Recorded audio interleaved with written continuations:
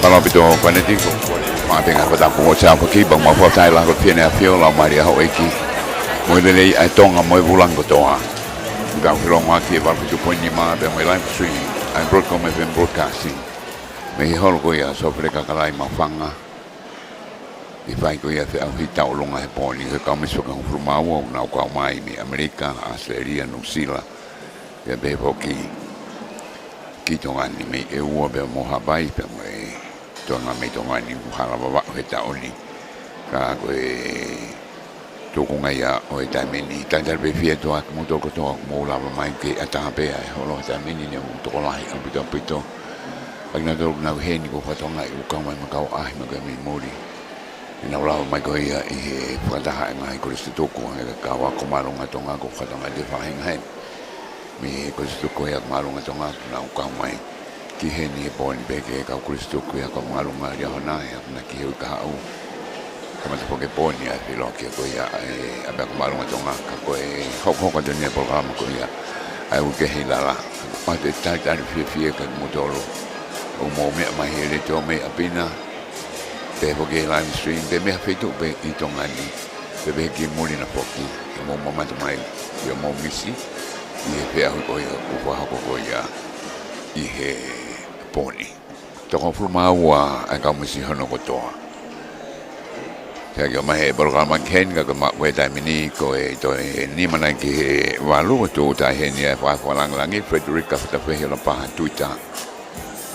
O se ni ka fa fe to la hai. Pe ka na tol ko ia ka sponsor o e programa ko ni na wa ka siang mahe ni pe ko ia me he platinum o ke cola o ke silver o ke bronze. Magau tokon ko ia me tapaki e ko mau ka ta ko ba me live stream hi boni mo me apina pe ko fe tu o mo ye de mo pono mai hele dio mau ta fe fieta do ta to me de ba ko to no po ko ia fe au hini le ngo ga misiang maheni ko ka kina o as my memory ko ang maheni be ta ko do be ka te whakatau ngai be kau mai be ai whahenga ange koe ko Lady Maria Australia, ko Miss Tonga Australia. Pe hoki ki he kau ai koe a mei nusila e Miss Tuitui Fashion. Pe hoki ki he Heilala boutique na kau mai koe ia. Ia me mei ta uko toa be hene ka wai mema whahenga nihi. Uka ki nau hene ko e whakak pungeni i hiri koe ia. O e mofu kebe mo e peukula.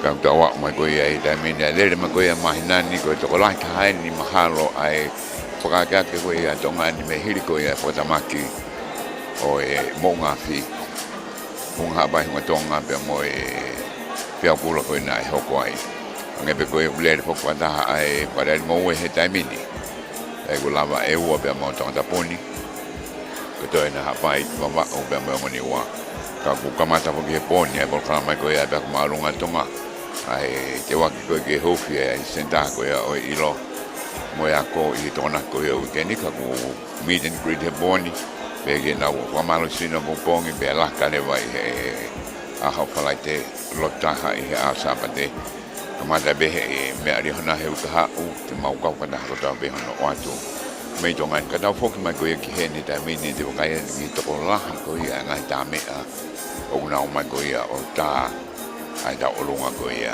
ai ko tui upai ka ta olunga heni e ta tepi anga ko ta o whaanga ki ai ka to lahi a bita ka ta me a mau ta la ko ia tu a ane nai ange ko na te ia e ta pa ko na te ngo ta ko ba ngai ta me a na te ko ia ko to ni ai ka misi e na ta olunga ko ia he boni ko ma be ko me a bina me anga ma hani be ia ya be ka ko ma heni e tataki e programa pe ko ta okay e ma pa ta no ta malolo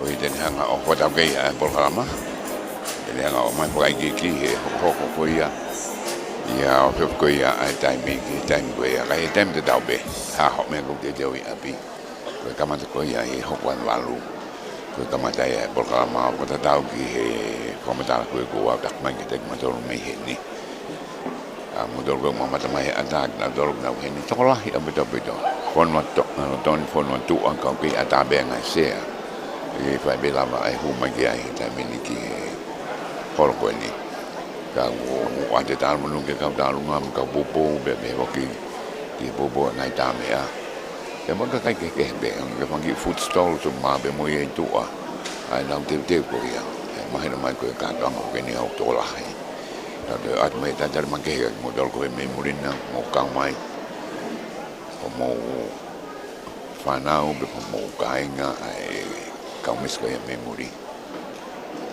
ma te tala lele me valfi tu poini ma pe mo broadcom FM broadcasting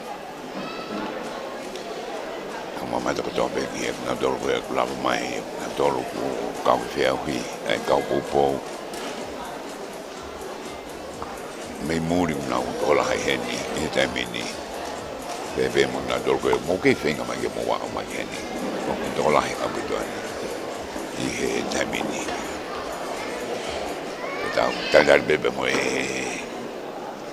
kau ta me ko na ngo mai sang ni he poni tau tal ko ki to mi ta to ron ke valu I Tonga ni I ta mini me no valo fai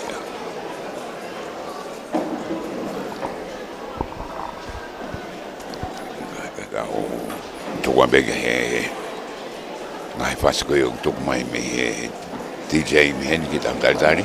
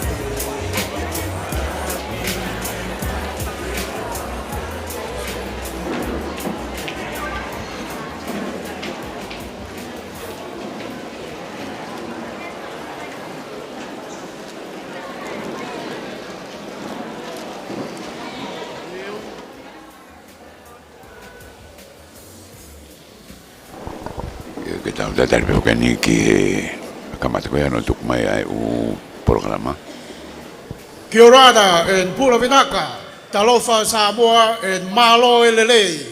I'd like to welcome you all to the Miss Heilala 2023 at Sir Sofele Kakala Hall here at Apifo'ou. While we're waiting for the guest of honor, I'd like to give you some housekeeping rules before we begin our program for today. Whakamāria koe ni o ko whiawhia ke whahoko atuai ai ngāhi whakaino mo e tataki ke tau polo kalama ko ia o e ahoni ke mua ia pia toki mea mai ai whakawhi whakalangilangi. Whia whakatau ke ia tupe whoki ki he kauhiwa kotoa pe mo kau tā mea lea. O mo lava mai pia mo Miss Heilala I he whiawhini mo kātaki o whakatoka ngai ange. Ko e matapā ko ia ki he tawha ki whakatonga. Ko e matapā ia te mō whakaongai ki ho mō hū mai ki he whunga Stacy. Ko e matapā ko ia I he tawha ki whakatoke lau. E whakaongai ia e ki nau tolu e kau whinemui o ku nau kau I he veipā. I he Miss Heilala o e tau wāwhi ua tolu. O gai whoki e kore, ki te mō tolu katoa pē o ku mō I heni. Ko e kau pou, ke kau whinemui koe ni, ke mō whakamore more. Ke tau tauhi pē mua, ai mau luta, o e ngai pou koe ia te tau whai I he whiawhine. Ko e whakaamu koe ia e pō kalama e whiawhine, ka pau e lava e he kau whinemui koe ia tau whahoko e tau olunga, ke tau whahoko mua ia I mua. I he tawhaki koe ni e Stacy, ofi ki he kau whakamau, ko e lelei taha ia.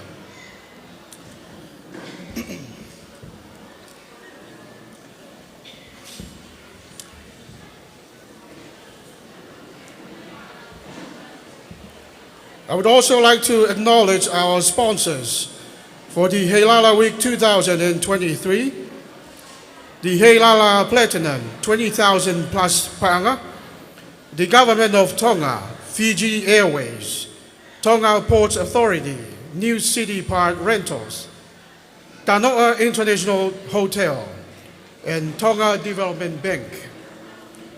The Heilala Gold 10,000 pa'anga, MBF Bank, Little Italy Hotel, BSB Bank, Friendly Island Shipping Agency, and TCC. And our Heilala Silver 5,000 plus, JetSave Taufonua Travel, and FedEx. And our Heilala Bronze 3,000 pa'anga plus is One Talk. I'd also like to acknowledge our supporting sponsors, Waterfront Lodge and Restaurant, Likualofa, Deep Blue Diving and Whale Watching, Monarch Travel Services, Salome and Every Season Travel and Security, Seaview Hotel and Restaurant, Karieva Bar, CD Engineering, Little India Restaurant, Billfish Bar and Restaurant, Rising Sun Travel, Taulua Marketing and Services, Villa Isadora, and also Tini Media.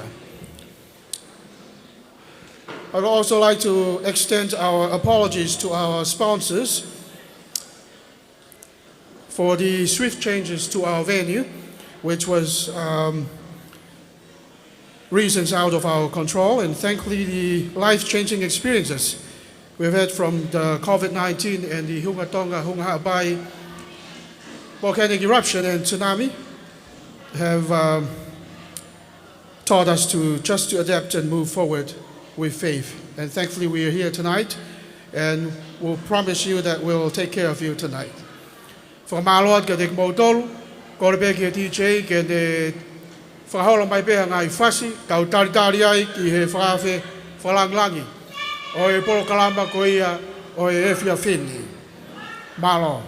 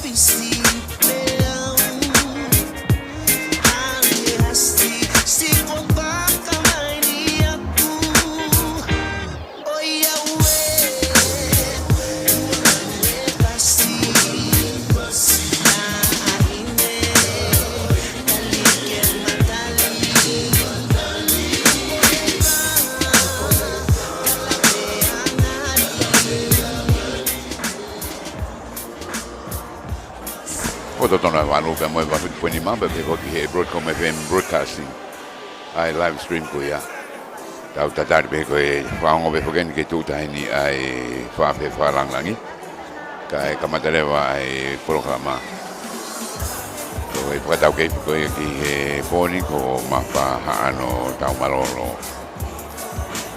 ai tutun be ko na tala nai ke pou hake ko e ki olunga kau tamea ke na humai me tapa ko e ki Apifo'ou na tolo e kau fini moi te na humai me tapa ko e ki he lolo tapa ko e ki tahi ki he whai ko e na unga taurunga ko ia anai kau mawat me tatari ni te me tatari whiwhia ni tonga kotoa e tau wangong ko ni kia tai me kamatai ai programa tau tuange ki he wadau kei mapa tau malolo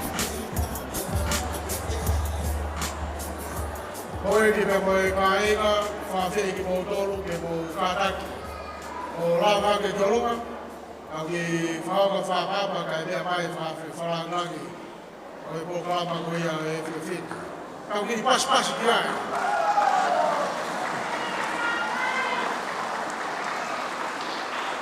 Whawhi wharangangi ia, o e ke auhi tau orunga, e misi Heilala whawhi wa tōru. Honorable Frederica, for the Heilala Tuita, Malo Abito.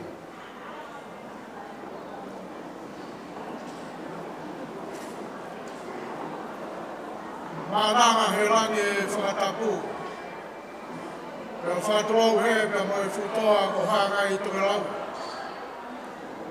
Whatapu ki he mahina. Oku kei kātoa, pea kei huhulu. Whatapu ke palatini uke hai mafu. Kai mai hai whine whono koula o e ono ka hao. Whatapu e ni ke whawhi whalangi. O e oro kalama whe auhi mis tau o lunga. O e mis Heilala o e tau wawhi ua tolu. Honorable Frederica, for the Heilala Tuita. O kune mea heni pia mok tau tolu. Kai maa ho iki. Watapu atu ki ha matapure, sola pe mo vulangi o tau katoa heni i holo Sir Sofele Kakala i Apifo'ou i Houani. Ko wheloa ki atu ai polo kalama ko ia o e whiawhini te tau kamata ki halotu e tataki atu ia e Father e kuasi manu. Pekahiri ia e whakahoko atu e he Palestini, Tokon Palestini o e Tonga Tourist Association a peseti maafu a lea taitari o e polo kalama ko ia o e whiawhini. Our opening prayer will be given by Father Ekuasimanu, followed by the welcoming remarks, the Tonga Tourist Association First Vice President, Peseti Mafu.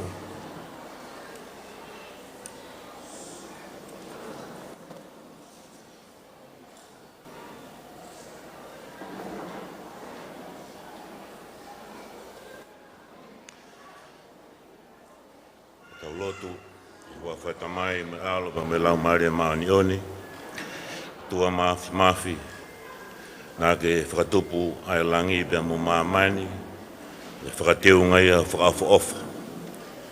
Ngā he tangata pia mo i whiwhine, koe kalauni, mo i siweri, o i mea whakatupu. Koe whamanat bega teki mautolu eiki, koe mea hamasani, mo whakawha-ofa ke mau wakai, koe ata pe ia o nau o ku mahulu atu, koe uhi ko i misi o whare pia Immanuela i teki mauto. Hapai ai tue hau e whanua ki ngi tupo wono. Ta hene kuini o whina o tu Tonga na naspau tuku ah. Prinis Kalauni, Pulkalala tupo to. Princess Pure, salote mawhire o Tuita. Mo haa, pe whare o haa mohe o fo. Lord for whanua, mo hoeki o whanua. And we commend to you, Lord, our honorable chief guests for tonight, Honorable Princess Frederica, for the Heilala Paha Tuita. We ask of your blessings, Lord, on our distinguished and invited guests for this evening, our panel of judges, people from overseas who are here with us tonight. We ask of a special blessings upon the 12 contestants that will be performing tonight.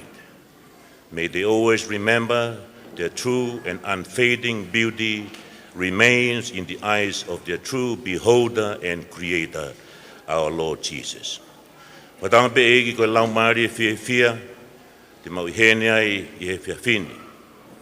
Whakakoloa ia ke whanua mo e maalari o whakahoko whotutu ke hoko i he whiawhikoini. Kaiha mau tutuku o sia kātoanga o e whiawhini, watanga pe eke tāke kina mo ui ki mautoko mau ngahi api, hoko atu mau ngahi whatongia, i langlang ia i peho awhio. Remain with us, Lord, with the proceedings of tonight, and its completion lead and guide us safely to our respective homes.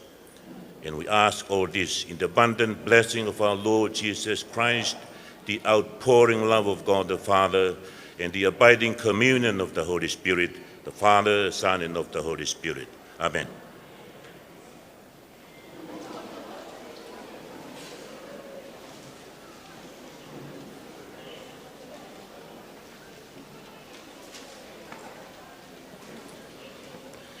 O ta peke a whio e tai ha mai, o tau Tonga.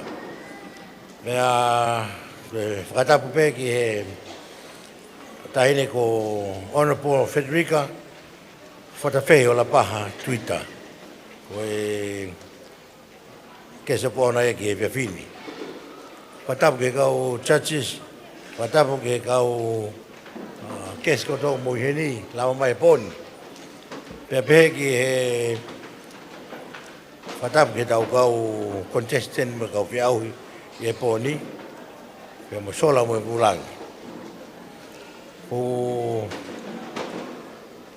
pia whawhunga hena e komiti ka e maa e takmamata, i hono talitali whiawhia ki motor, ia via vini.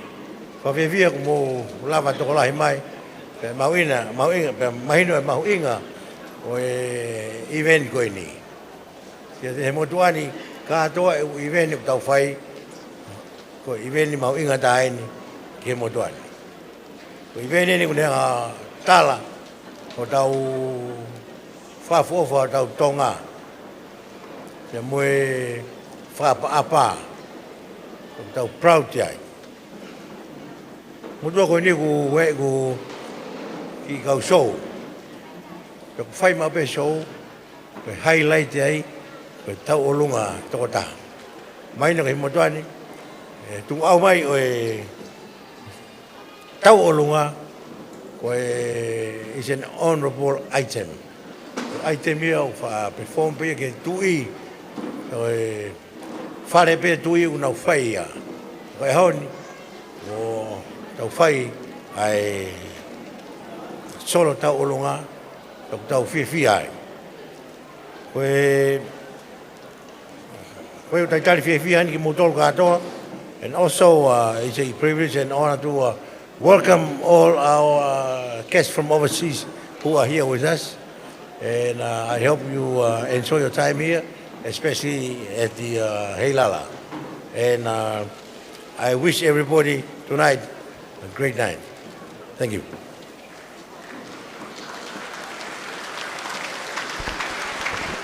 Presidente ka tahata mamatato nga paisit maafu.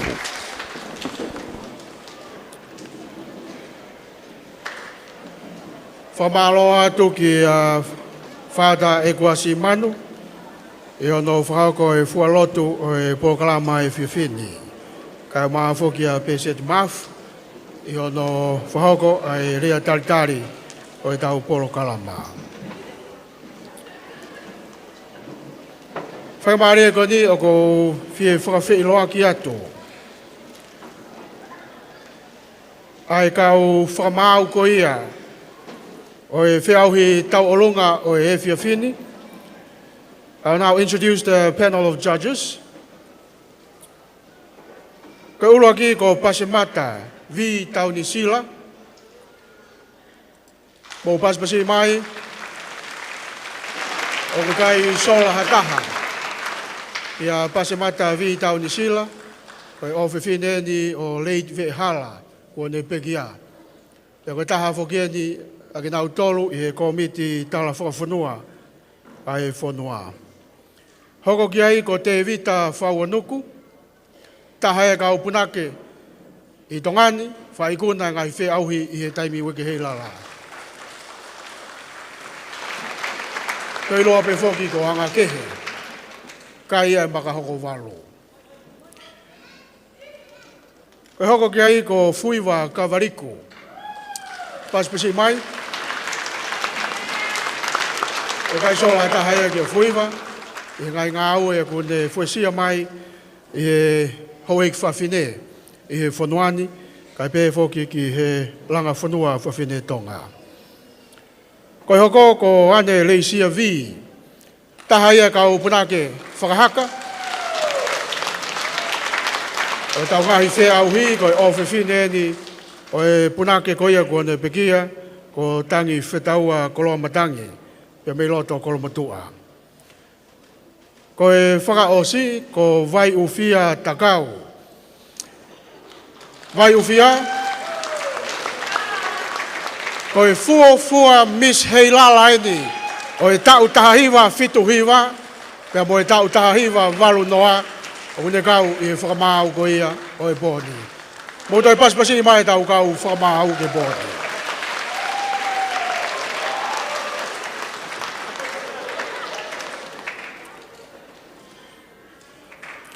Before I introduce the scrutineers, I'd like to give you the criteria for the competition tonight. The dress code, the Tongan Tau Olunga costume, the dance criteria, the duration of the Tau Olunga, 5 minutes. For tunga matakakai, Folahaka pia moi haka, teki whaiva, taulalo pia moi sino, siwi I foki pia moi ulu, pia moi mata foki. The Tau'olunga category judges the contestant's ability to perform the traditional Tongan dance. She is evaluated on her ability to balance the discipline of her body with the grace and artistry of her movements. She must demonstrate her ability to interpret her song appropriately through her motions and emotions conveyed in her performance. The contestant with the highest individual score in this category will be awarded the Miss Tau'olunga Award.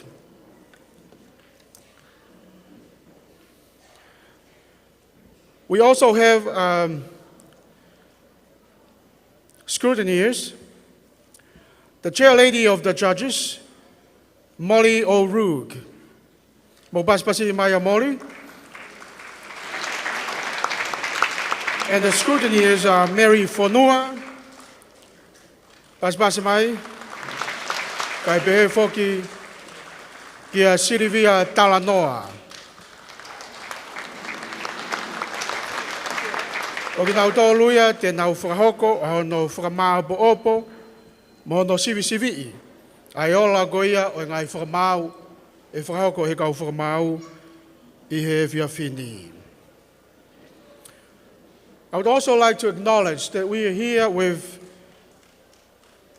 the reigning Miss Pacific Islands, Miss Josie Nicholas. Aia te whakahoko atu. A special number for us tonight before we begin our competition. Miss Josie Nicholas, whakawhei ai Miss Pacific Islands, ki e whunga Stacey I he taimini, ke ne whakahoko atu, haki whakameite, ki e whakawhi whakalanglangi, kai umaa whoki, ai hauheki pa moe ka inga kotope, o tau mea hei ne whiawhini. Paspasi mai, Miss Pacific Islands, Miss Josie Nicholas.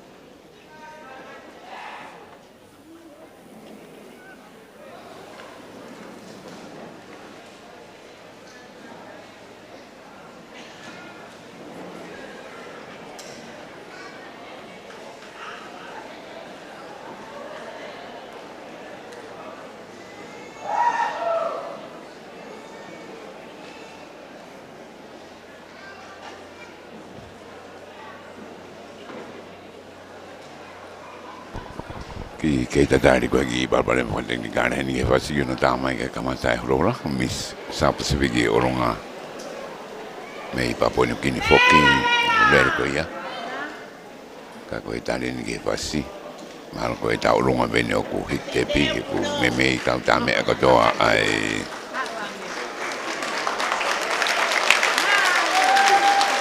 kau misi koe e pone pe au hika koe ni haon ke whare ari ki mo mato kamata koe a pe au hui. Thank you.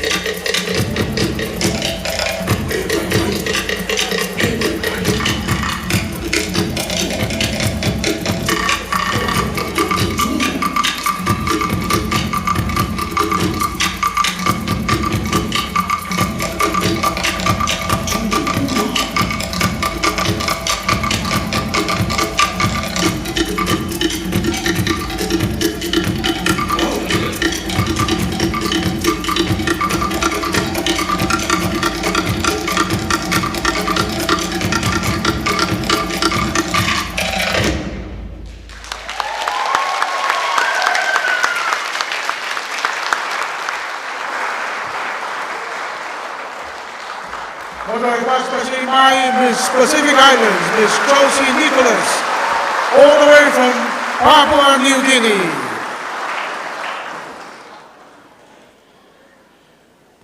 Whamaloa tu kainga, ko wakai atu pe ki o mou fofonga, o mou mea mai aki pe ai ofa.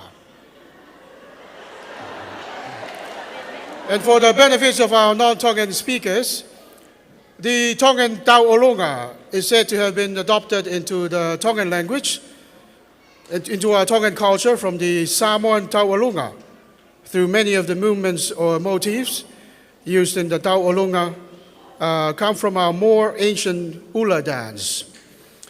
It is also the expression of our history and our social roles, status, our joyful life, and our soul.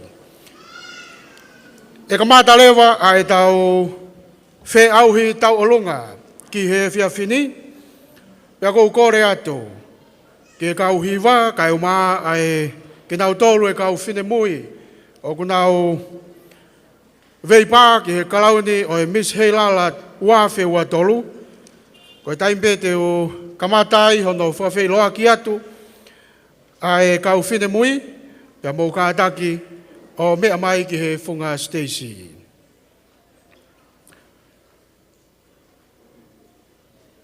Contestant number 1 is Miss SNS USA, Miss Maria Craze and Maake. 21 years of age, hailing all the way from Pangai, Pukotala and Uiha, Ha'apai. Kai maa foki a kahoua.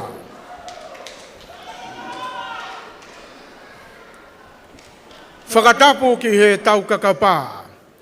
O kune pure au niu ki he universi. Whakatapu atu ki he kawa urie. O ku whakanamoa pia mei loto tatau. Whakatapu mohou eiki. Pia tulou atu moha apunake. Moi haa kotoa o ku tonu ke whakatapua. Kai ata ke u whakawhotula atu, a hoku ki i pōpao. Kai whakanawau hoto si i kake i. Ko hoto ponga kake i, o ku whakataipe ia ki he huelo o i la a. Pea ku whakananiwi aki e te ngahi huare la, o e tau whanonga anga. Wisa e ai whanga i he si hoto na moa. Si oto ai tori ki he hao whanga, oi vai ko kanakana. Kai moimoi aki hoto lose koula, i he ku whai whanonga.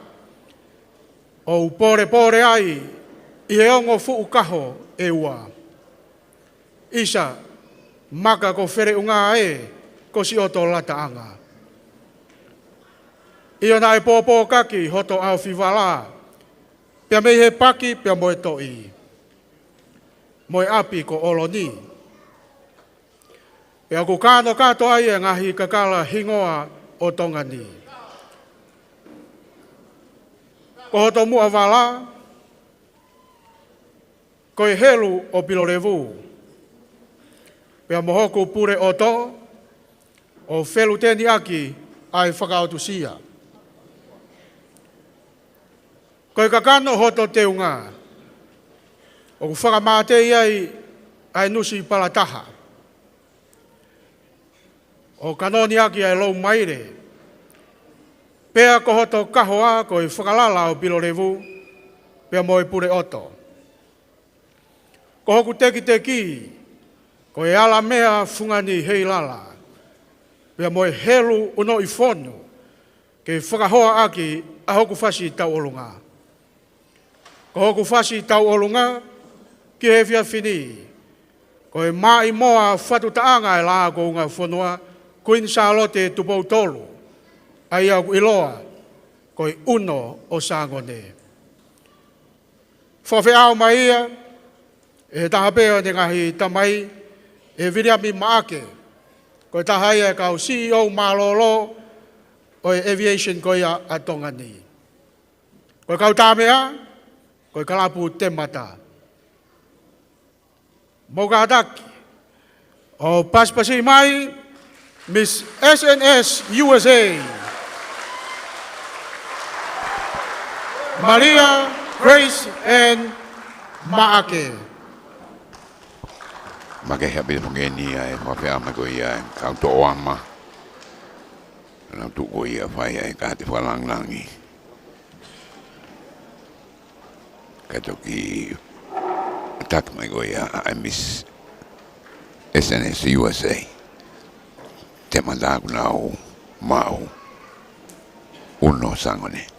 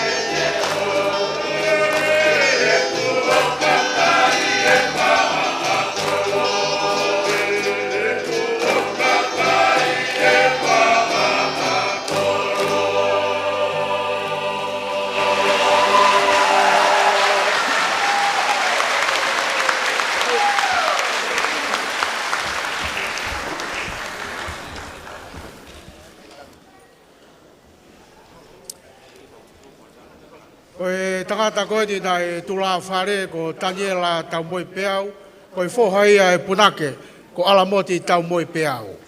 Mo toi paspasi mai Miss SNS USA, Maria Grace Ann Maake.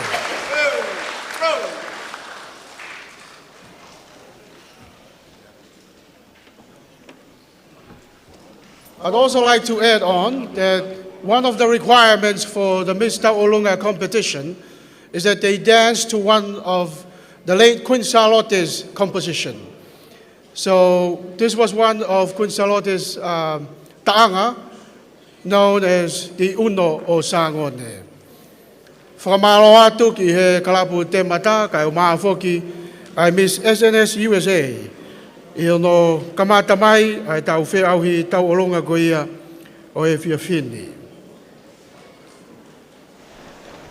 Kore atu whoki ki he toenga ko ia o e tau kau whiauhi, ka e tau te whito ki he ngahi kalapu ko ia o ku mou whahoko e langi tua mai ki e tau ngahi tau olonga. Ke mou kātaki o whakahoko hoko mai, ke ua pēna ato iai hato e motuhia, i e tau pōl kalama ko ia o e pōni.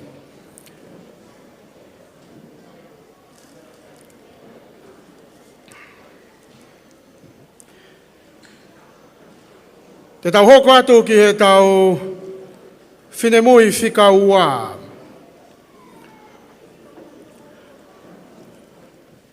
Contestant number 2 is Sebni Lata Mauhe Ofa Mailei.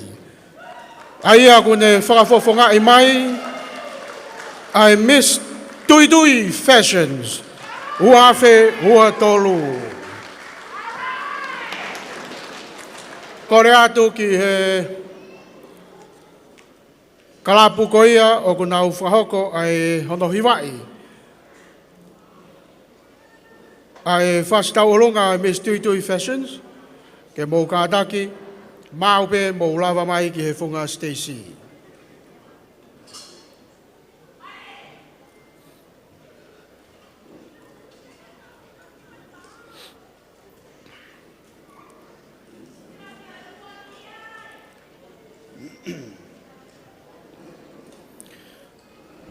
Sebni Mailei is 23 years old, from Sydney, Australia, and is a graduate of the prestigious Meridian School, where she had a full-ride tennis scholarship. Faith is the cornerstone of her life that guides her actions and decisions. And high priority to her are the traditions and her family obligations. She especially respects and admires the elders in her family.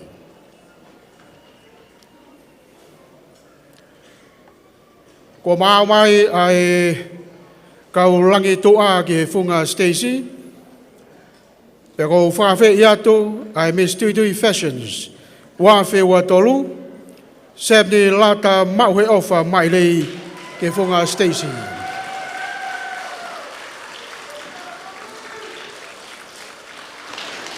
Tulou. Kore ke uhuwhanga atu i he talamalu e lotu mo e whanua, kai omi mua haa kungofua ke tala hoto whatongia. Ko au Sebni Lata Mauhe Ofa Mailei, o ko whakafofongai ai Miss Tui Fashions, Uawhi Ua Tolu. Ko hoku teunga, koe ngauhia me he akau tu whanua o Tonga, koe niu. He oku ke iao niu pe, ai otua i Tonga. Koe kukui whewhine hono ua, ko tui, me he niu wākai o e kolotau ko pea.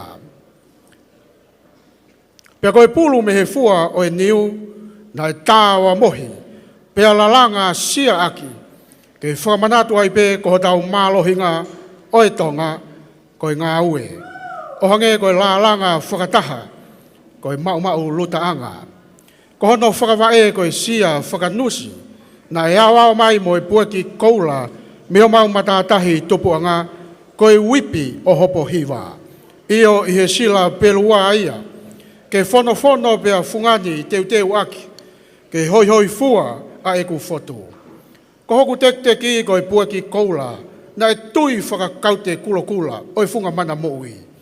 Ko e laloni hoku ngahi teu ko e ngatu tā uri, pe au no loto aki hono lufa o e pulu, pe a fungani aki a e pua ki koula, i he kupesi toke lau where toa, na e whakafolau maia me he kolotau ko where ai toa, me he lolo a halai walu keu teunga i he kātoa ngāni. Ko hoku langi tau olunga, ko i mai moa e laa ko unga whanua, ko i ni Charlotte Tupaudolu, ko i Siweri o i Pasifiki. Hiwai pia mo tā me area ia, e he potu ngā au e talavou e siasi ue siriana, tau ataina o Tonga o hate iho, ko i siasi tupuanga ia, o e ku ngahi kui mo whamiri.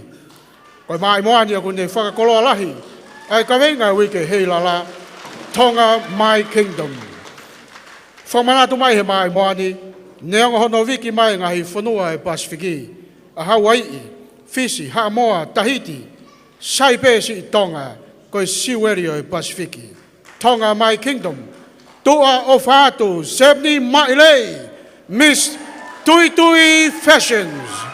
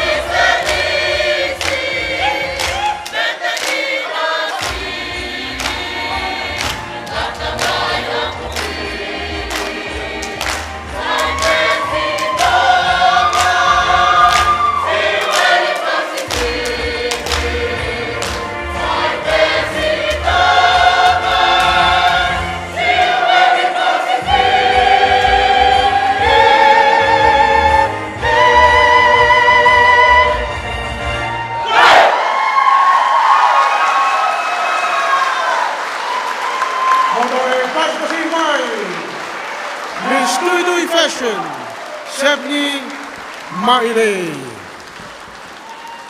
Tataki foke kauhiwa koe ni e whakahoko tauwha. Pea me he Sila Pelua Academy. Ta koe tangata tula whare foki ko manako wainga Tonga wakalahi. Me where toa wawao.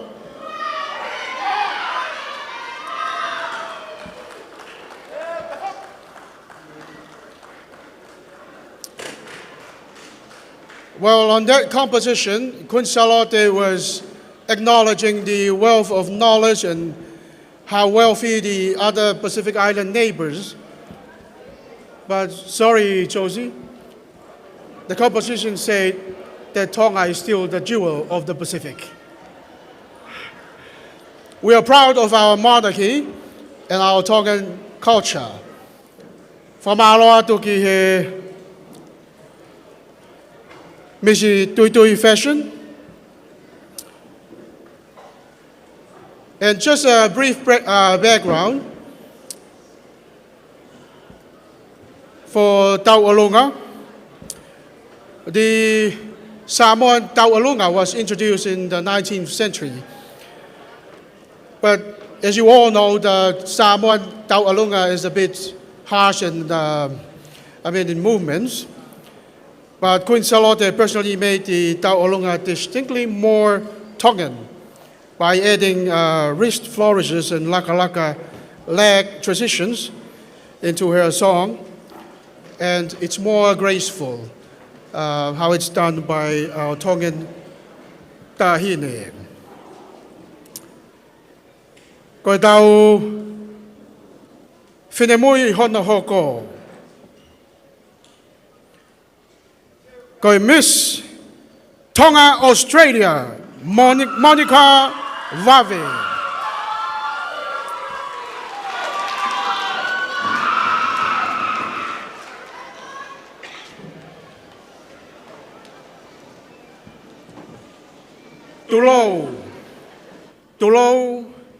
Tulou. Kau puke ai whainga marieni, ke whai atu ai ha whakalawe. Ki he kakei o ki I whine motuani. Ka koe Miss Tau'alunga, Tonga, Australia, ko Monica Vave, pea mei he kolo tau o pea. Whakamore pe mua ai nofo amuani. Ka hala harea kua ke meai, ai anga o e ku whiawhiani. Moni e lau, o ku kei tupulaki pea tuutai, ai whangu maringi mei wharelahi. Tau kau pea moe haa whakalangi, ke mateuteu ahono taritari. Kua fotu I uta, pea motahi, ai wike Heilala o I wawhe maa toluni. Ko hono teunga ko e ngatu tā uri, nai tā ia pea opo, pe mehe api ko lolo pāongo, o tui ki ai e ngahi Kakala whaeiki o I whonuani. Ia koe kāno kato e hota tala mo hota uhinga. Ko hoku no oloto ko e tui wao, na e ukuwhia he eku whanga whae tangata, I he whanga ko nai susi, I he vai ko puna. Ko hoku wesa ko e maile lau momo, o I vai ko haapere. Pea ko hoku teki, na e tā whakaingo ia pe me fu niu, o niu wakai. Ko hoku kahoa ko e Kakala whaeiki, na e tori mai ia me fu Heilala o pea uta. O tui aki e kawere I pulu, o whakawae pipitongi, pea ui ia ko e tui tuu Heilala, whakawae pipitongi. Tua o whātu, Miss Monica Vave, Miss Tonga, Australia.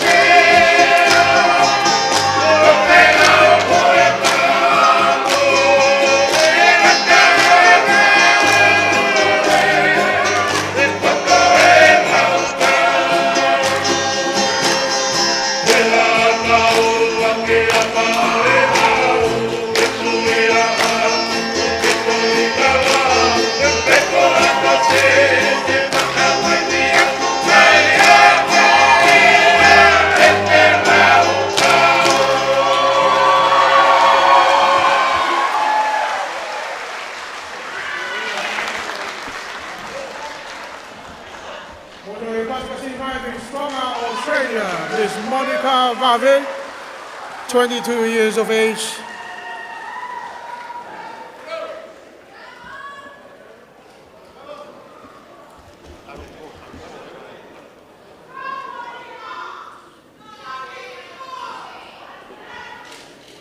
Iyo koe ahoe ni ai ware ia tama. Ka moe tama tu he whae. Whamaroa te ngahi pou ko tō pē. O ko mou whao ko mai tau kau whine mui. Kore atu ki he kau hiwa ko ia. So proud to represent her sponsor, who has supported Miss Heilala Pageant for 26 years now. Motai pasi Maya Lady Maria. She's also proud to represent the villages of her mother, Nuku and Kolovai. Especially she was born and raised in Australia. Her father is from Le Tonga, me Savaii, Samoa. And Natalie is currently living in Sydney and Brisbane, Australia, who is pursuing a modeling career at present.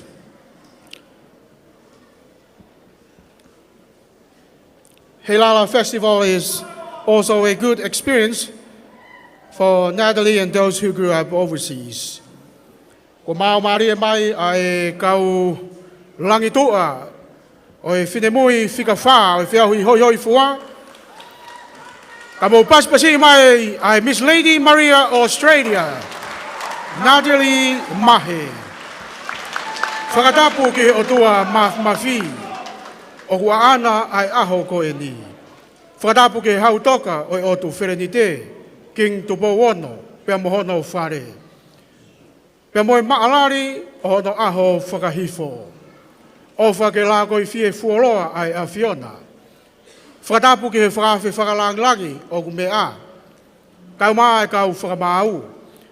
Pia pehe ki he kau whewhine, o ku tau whakataha mai, ki he whe auhi hoi fua o e tau whawhi watolu. Ko au Natalie Mahe, ko Miss Lady Maria Australia. Ko kurere mai pa me he kolo tau o hure.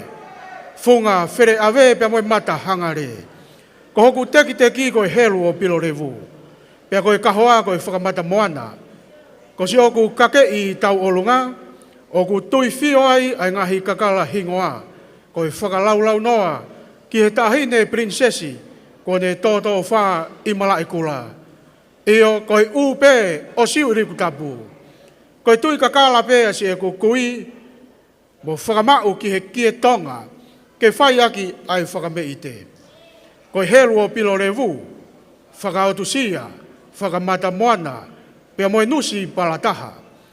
Pea tui ai teunga ke whakawa e maire, ke kakato ai teunga whaiwa o e whewhine Tonga, ke tui whio e Kakala moe maire, ki hao whanga, ke whai ai hao whakameite ki wharelahi. Pea moe hou eki o e whanua. Tahine siu iliku tapu ke meite pe mua. Koe langi tau olunga ia, whakapapa atu pea moe lotu. Miss Natalie Mahe, Miss Lady Maria, Australia.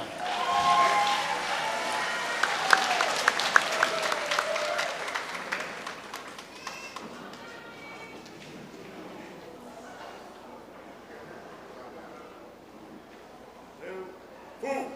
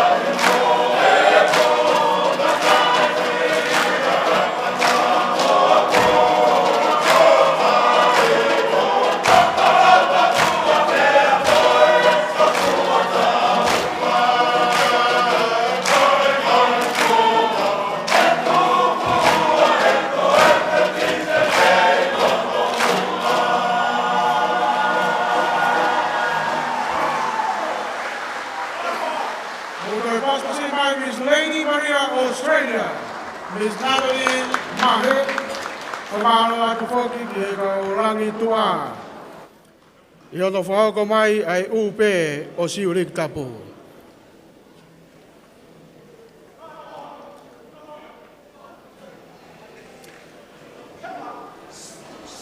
That composition was composed by the late Queen Charlotte Tupo III as the lullaby for Her Royal Highness the late Princess Mele Siu Ilikutapu, the oldest granddaughter of the late Queen Charlotte of Tonga.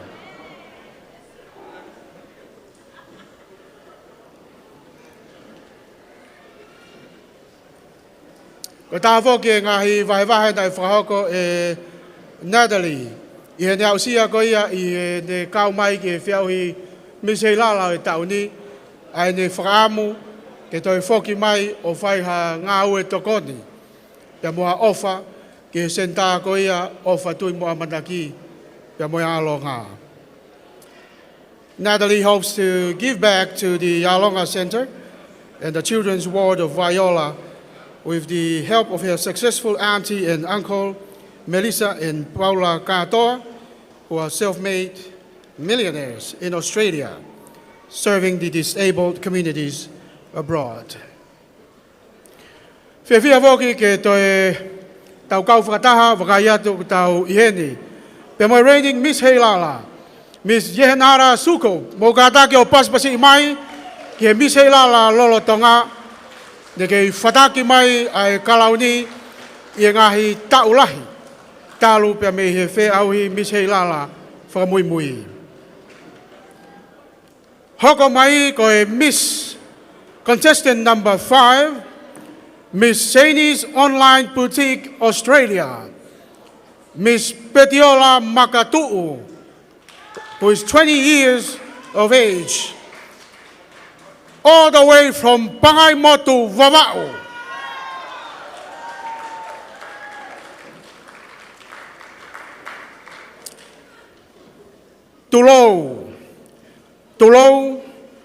Tulou. Uisa na ataka kua te fie matai. Peawa na ataku koha te talai hanga mai. Si e te sosa anoa i ho pangai. Ko si e te whekarei mai ke whataki ai mai moani. Oi wike taki mamata mohono maalari. Eiki whakawhe whakalangi. Kua longolongo eiki mo longolongo kātoanga ai he whiawhini. Kai o mai mua hango fua ke uwhie kaunga pouaki atu. Hono whetaki nima oi wike mahu ingani. Ko ki i whine motua kita ko Petiola Makatu'u. Ko kurere mai me he lile oi awai o vuna mei pai motu vava'u. Kai whewhe ai whala loutoa, ai tongo o whionoa. Pea moe tua koloa. Funga misi e loto nei afu, oi loloa halai walu. Maka mimisi moe taulanga pasi vulangi, mei niwa topu tapu. Taunga peka e pea mei kolowai, hala tuku tonga, pea moe funga whaua, pea mei maufanga. E ngalo a whe a Samoa solo, pea mei abia, pea mo i tari. Ka kou si lolo tonga whakautua pe, i oku ki i tounga whare, i he lire oi awai o vuna. Pea me hala take i vulai, moi whanga to oua i he lolo a halai walu. Ko hoku teunga koe ngahi mata i tofe, na i uku whia pea me he awai o vuna. O whakateki na mai, i he mata whanga o e whala loutoa, toa koloa, ke vilohi pea mo whakangingila, he ngahi peau tā o e whatunga koa e tua koloa. Pea hake o lanu, i heki i wai ko rere a. Pea tauaki i he fuwha ko fie me a, o e taulanga pua tare fusi. O ku whakapipiki a ki he ngatu uri, ne ngā hia me whetaaki o e ulu hiako, i he api tuku hau o e kukui tangata. Ne ngā hia o whetaaki, o wari aki a e koka, ne whakatoka o uri pea mo ngingila, e kukui whewhine. Ia ke wari aki ai ngatu uri o whakapipiki ki ai ngahi tofe ngingila. O kuno aki ai ngahi kawhapulu, me ngahi aki e ngahi pulu i niu. Na i utaki hifo pia me ngahi ulu niu o api tuku hau e kuku i tangata. Tā pia mohaha e ku whanga whae tangata. Pia me he pāmaka e tuariku o koroa. Hange ko lea ku taka o ka hou e tua koroa. Pia ku hongo ia ki wawao. Moi otu motu tonga. Io nai vilohi pia fi e kau whiwhine. O i funga awai ko vuna pia moi tua koroa. Whakawhono ake ngahi tofi ngingila. O mea mai ki hoku teu ngā. O i ngato uri pia moi kawha pulu. Hoku onga o vesa wa e. Moi onga o vesa ni ma. Ko e kawha pulu moi tofi nai fi. He whanga meitanga. Moi ku ngahi whae. Ki whanga mani mo lau kau aki. I he tala kātoanga. Moku whae. Ko hoku helu. Whakatolo watu tahine. Eiki whakawhalangi. O e helu o pilo revu. He o kou lolo tonga whakautua i e korohau. Langi tau olunga ko e whatu taanga e laa ko unga whanua. Queen Charlotte e tupau dolu. Ko e fuiwa o Tongatapu. Whahaka pea e kukui whewhine. Aia whakatau hingoa ki ai iau. O Petiola Makatu'u. Mau pas-pasi mai. Petiola Makatu'u ia. Miss Sadie's Online Boutique, Australia.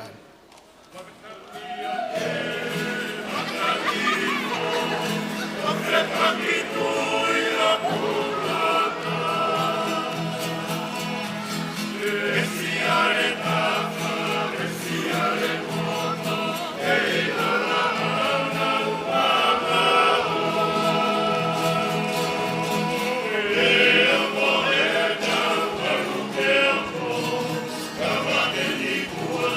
you.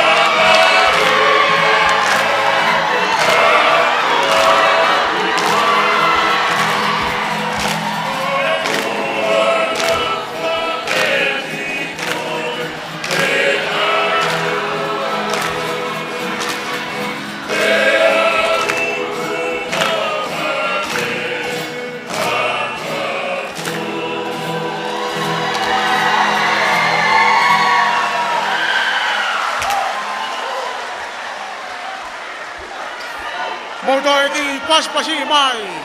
Miss Chinese Online Boutique Australia. Petiola Makatu'u. Hoi ki pe moe kainga. O ku pehe pe hono haalo koe pakai mota.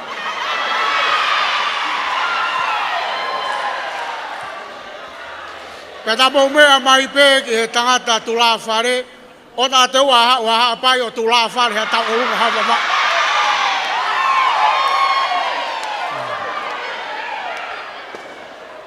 Koe katoa o e kau whine mui pia me he ulu aki.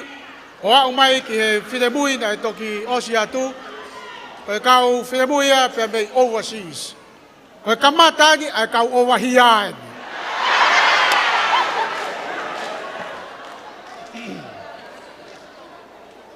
Whamalo ki e mosmosi, i e nau whauko mai a e langi tua ko ia o e Miss Chinese Online Boutique Australia.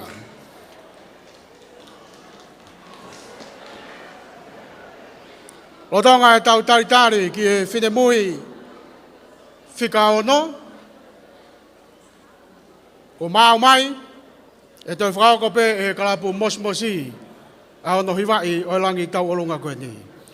Contestant number 6, Miss Fia Dance Academy, Miss Halamehi Tuimana.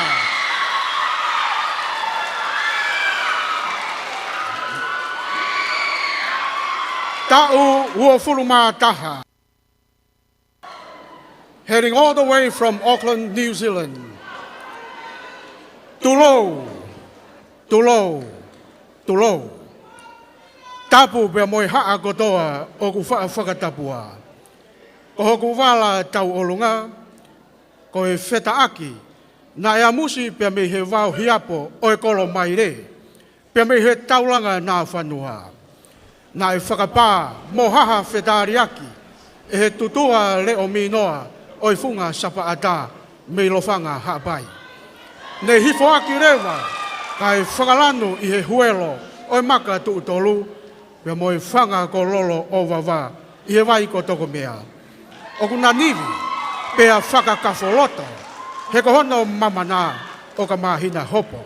Oi seuke, ne alo whaki pe mei lo whanga, o tu uta ki he funga whaatoto, i he whanga wharikipako. Na e whakau ai ne alaha, pe mei he maka lanu umata. He ko hoto kakala, ko e kakala o tu imana. Ko hoto lau olunga ko e lau niu, na e tutuu me he otu laine niu, o e api ko seti taia o tu ataki langi. Pea me he toa ko maafu. Na e peluki pea kakoi, pea whakatau tuu o whakatau hoa, te ria na a whepaki o alaha kake to oa. Oku whono kakala o whakatau afu, ka e whakamatala pea tau maai a hoto tau rewa. Ko hoto lolo whakamokomoko, na e lote pe a mohi me he wai ko lomoloma, seuke ko e mohokoi mo e sinamoni, o e malama haa mai me he whonu mo e moa. Na e langa hengi e kau whewhine tori, ki hala kakala o e wai ko latai. I ona e au pe e kakala hingoa, pe mo e kakala mooni. Na e whakahifo o kofua ki e lousi, pe o fuitahi me he whanga ko whewhe holoto. Ko hoto vesa na e whakahoa tatau me api ko tari whangota, pe mei lo whanga haapai. Ko hoto pure o tōna e to'o hake ia pe mei he takere, o e moana waware, o e funga waitaki, pe mei he taulanga ko where a whio whaaki, pe mo e toa ko tahakai a whi. Ko hoto teki na e ngahui aki pe ai o wha mo e whewei tokai aki, me funga whitu i uka mea pe mei tufu wai. Seuke, ko e haha aku lau, he ko eua e oku kei tuu mo e lau. Ko hoto funga ni ko e tui, pe me api ko hunga me he hala sipu, pe me loto kolomotua. I o nai tāki pe mo e pako o e one loa, pe me he hositea. Kai toki whi kako, pe me api ko alofaki e lotu, mo la hakau me e sia ko veiongo. Ko ku whasi tauolonga, ko e set CEO, pe ko ne ia fu. Pe ku hiwa ia tuia he kalapu mosi koula, tua whatu, Miss Fia Dance Academy 2023.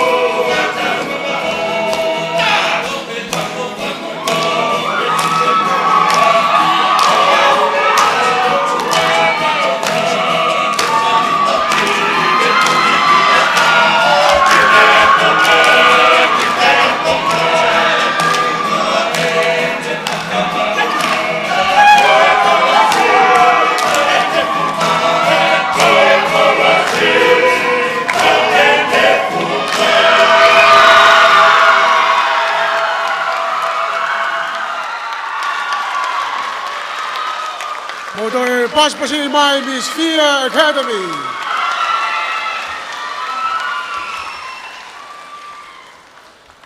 Whakamawhata au pito, o sio pegi ko kamata ke mawhata mo eua tula whare whakataha mai mo hapai. Malo au pito.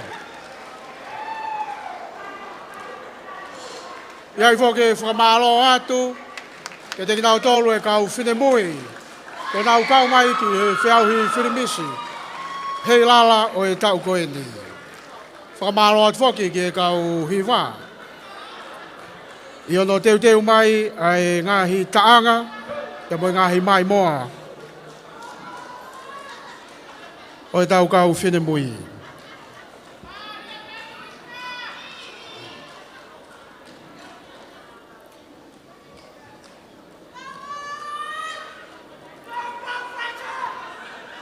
O wakai atu pe whakawhe whakalangi ki he kauwhewhine koeni me he matanga o kunau whakaulu mai he ngahi tauolunga.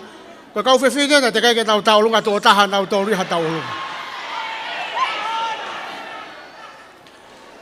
Tau hoka mai ki he contestant number 7, Miss Boast Fashion, Miss Mele Luisa Meredith. Tau Wofuru Maua, pia me California, USA. Ko e sponsor foki o e Whinemuia ko e ni, pia me Aotearoa. Ko nau kau mai, ia nihi o nau poupoua ma o pe ai whiauhi Miss Heilala o e tau kotoa. te uhu whanga I he whakatapu ko osi hono whakatapua. Kau lawe atu ki hoku kake I tau olunga. Ko e kurere mai me he lolo a halai walu. Heilala ko piki pea vela. Sia ko vei ongo. Homare eia. Fasi moi hawhia tungi. Moi kolo kakala. Ko hoku teunga ko e teunga kakala. Oku tui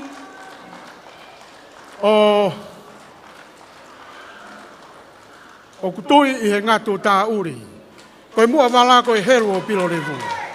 Pea tui whio ai ngahi kakala hingoa. Io ai nusi palataha. Moi whaka otusia. Whakamata moana moi alamea Heilala. Nusi fungani whaka otusia. Moi vewe Heilala. Kai pehe ki he pitoi ngalau pea mohono alaha. Ko hoku teki koe whaka otusia pea moi vewe Heilala. Ko hoku no o moi ve sa koe tui wao. Pea ko hoku pure oto. Nai uku fia pea mihi maka hoko walu. O lanu I he vai ko niu toa. Ko ngahi kakalani na e awao ia pea mihe paki moi toi. Pea tui mihe api ko haamea. He kau whewhine o e kolo kakala. Ko whakahaka ko lau manu Tongatapu masi filo. Pea hoku whasi tau olunga. Ko mai moa. Ai la ko ngā whanua. Ko loka siriwa. Ko kau tāmea. Ko whatu meilangi. Miss Bose Fashion. Mary Louisa Meredith.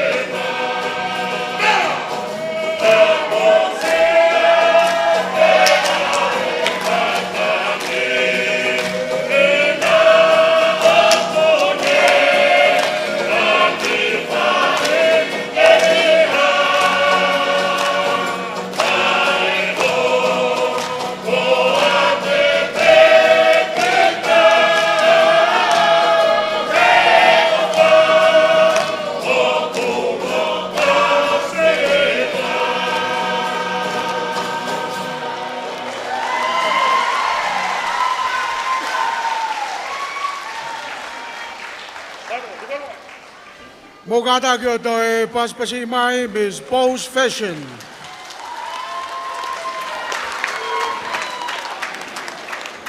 Maria pito mo no tula fare. Fatu me lagi ia pe me lapa. Felau pe ko te pe faiva ko tu e lapa ha ko toa ki olunga. Tau toa ki tue ki ai. Lola Tonga a homo mamata mai ki e kau fefine overseas mo kau over here. Ko ki whanongonongo ne ke kau over there. Si tolu fitu wha ni manoa. Mo e si taha ni menima ono. Mo wha more. Mo ki me atu mua over there. O unua ki homo ka o kune poloka e ia ai matapa. Ko hui ke whanonga atu e ki whanonga ki whare mahaki. Si tolfitu wha ni manoa, mo e si taha nima ono. Coming up on stage is contestant number 8, Miss Brilliant Star Sila Belua, Lata I Tuatau Nayata. Langitua ki he whinemui koe ni, koe kau hiwaia, ai Tonga Tertiary Institute, pe koe TTI. Ke nau hiwa I atu, ai langi tau olunga. Oi Miss Brilliant Star, Sila Belua. Tulou.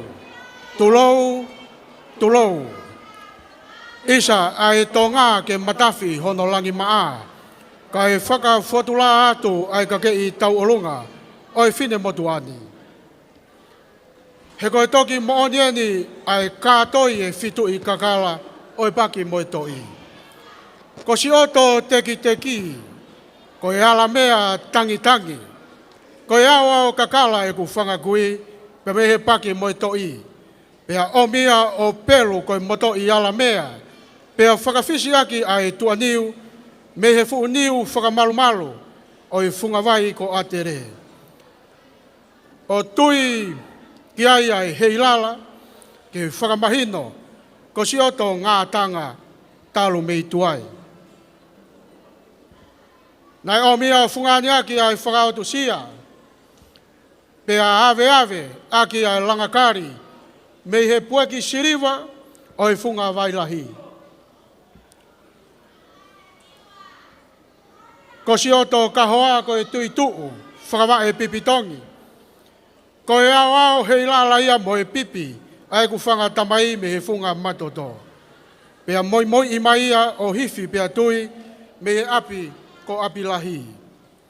Ko hoku pure oto, ko e omia me he whunga hopo hiwa, ne uku fia he kau talawau mana ia o e Spartan, mo e Crusader. Pea tauakia I he manafa o e whunga mana mo ui. Pea whakamau ia ki he kafa, ke noo ki hoku kia, ke whakamahino ko si hoku mana kope ia, ai whakamau hoku tala ki hoku sino ke ulaukau aki. Ko hoku kake I rewa ko e Kakala manongi o e Sila Belua, mo e whunga pousini, ne au ia pea lere aki I ki he paki mo e toi, ke whai mea I hono tuia, mo hono whakamau whatu. Ko e konga ki olunga ko e ngatu uri, o ku whakatapa ki ai helu o pilo revu. Pea tui ki ai e nusi whaa, pea tuu tau hoa hake ki ai mono whakaotu sia. Ko hoku no o ko e sisi langakari, ne awa mai he ku whanga whae, pea toi tui whungani ki ai mo e pāongo o whakawhisi aki. Ko hoku konga rewa ki lalo ko e ngatu uri, o ku tui ki ai whakaotu sia mo e whakamata moana. Mo e nusi pea whakapipiki ki e ngatu uri, na ia musi pea koka, pea me hala isi pite mo e whunga mana moui. Ko no vesa ko e ala mea, na e tui mai me api ko api lahi, ko e ala mea o ku whungani I he whaatu sia, o tui ki he ngatu uri, ke tau hoa pe ki hono teki I hono ulu, ko e tau mua pe ki ahoni, pe mohono mahu inga. Ko hono lolo tākai, ko e lolo tui, pe nai lote pe ia he ene kui whewhine, o utufaki o aikona, ke toki maringi I loto nuku alofa, ke ilo e he tonga kotoa, e ku kei olunga ki he kari loa, mo kei talai pe hoku tonga, Io he ko Tonga hoku tupua ngā, Tonga my kingdom. Ko ku fasi tau olunga, ko e mai moa la ko ngā whanua Queen Charlotte tu pautolo, ko e mata mea whaoua. Ko e whakahaka, whakahoko ia e whakahoko tauwha. Ladies and gentlemen, welcome Miss Brilliant Star Sila Perua, Lata I Tuatau Nayata.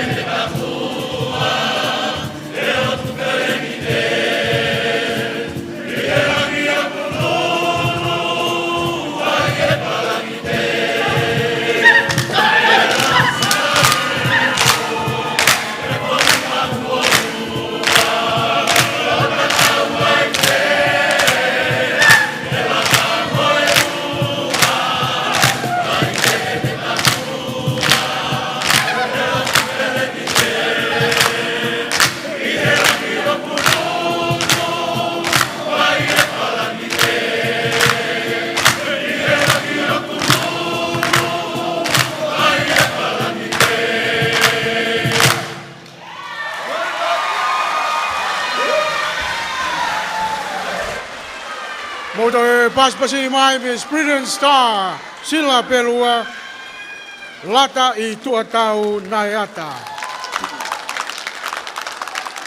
Kuna ke whakahaka na ko whakako tauwha. Whamalo atu ki e Tonga Tertiary Institute. I ono whakako mai hiwa maari e koia o e langi taualunga. O e whine mui koe ni. I longa me taimi ku whola haka ai ni hipa me lolo a halai walu.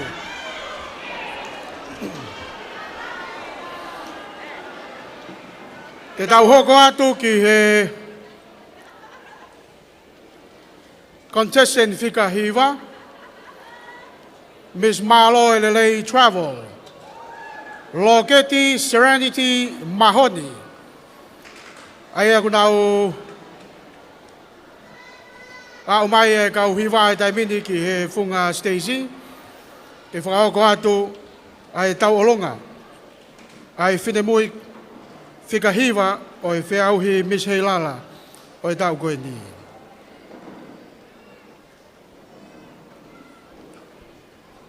Kore atu pē, koe taimi koe te ulau atu ai ai ngahi pui pui tua. Mono whakamata I e te unga o e taine tau olonga. Ke kātaki pē o lava mai e pē ki loto I he taimi tatau. Ko hiko ne kakato koe ni ai ngahi fu no volo koe ni o ko ulau atu mo e kamata I pē ai tau olonga. O ko whakatapu ki he o tua mafi. O ko ana ai mea whakatupu. O ko tau lau kau aki I he aho ni. Tapu ki he kuonga hono no o o tu wherenite. Kingi tupo wono, pia mo hono whare. Pia mo aho whakahifo o tau whakamana tua. O whake lago I fie fuoloa ai a Fiona. Tapu atu whakawhi whakalangilangi. Kau whakamau, kau maa e kau ngā whi auhi o e fia whini. Ko hoku hingoa, ko Loketi Serenity Mahoni. Ko e kurere mai mihi I kare, kolo motua. Ahi mo I vunga, maufanga, hala tukutonga, fasi mo yafi atungi, foa, fareloa, haapai, pea mo ahau, wahi o ulakai. Ko Loketi Serenity Mahoni, ko e ki whine motua tau hofuru mahiwa, tare niti ia. Nai toki hoko I he tauni, ko e tokotaha coaching, ki he timi tau toko fitu, Academy Catholic College I Merrickville. Taha no tare niti ko e Akapulu. Pe hake ko e mala e Akapulu o e Liki mo mala e Rugby Union. E ko ne osi hoko ko e tokotaha tau whakafonua. Mai timi whakafonua Rugby Union a Tonga ni. Ko osi tu oua e ni ai tau whakafonua a Loketi ma a Tonga. I he Akapulu Union, I he Oceania Rugby Union Women's Club. Ko taha no tare niti e taha ko e hiva. Pe ko si au sia ai modeling I ngahi malae hange ko Pacific Fashion Show. Pe ko Loketi foko e tokotaha o kukau I he kau motolo. Ko ne tau mua ke te hoko ko e tokotaha wa inga whakapalwhisnare I he National Rugby League.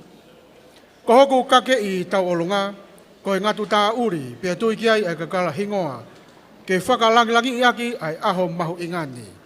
Ko e ngahi Kakala ko e helu o pilo levu. Whakamata moana, pia moe whakaotusia.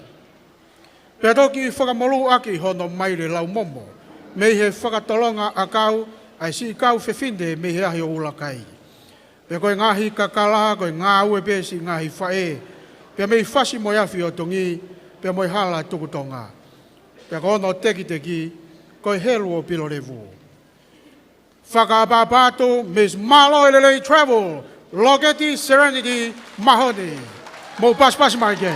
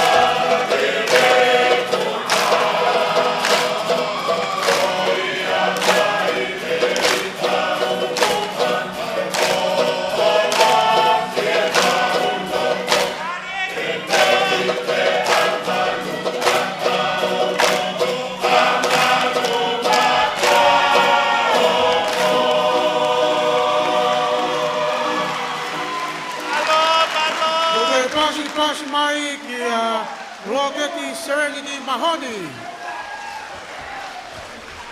Miss Marlo and LA Travel. I'd also like to acknowledge that most of these girls were born overseas and they were raised overseas, but they've danced so gracefully tonight, so we give credit to them. Tau toi pas yang e ki tau whanau. Whawhetai pia malo si e nau kei whie Tonga. Motala ho nau Tonga. E koutou iau whakawhe whalangi, o ku whakawhe o whange, mo malua nge whalahaka as e tau whanau koni mei muri, i he kau ovahia koni heni.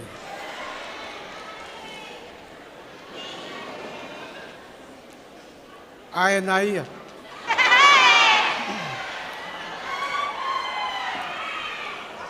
Tau hoko atu e ni ki he tau Contestant number 10. Miss Ewa Masani.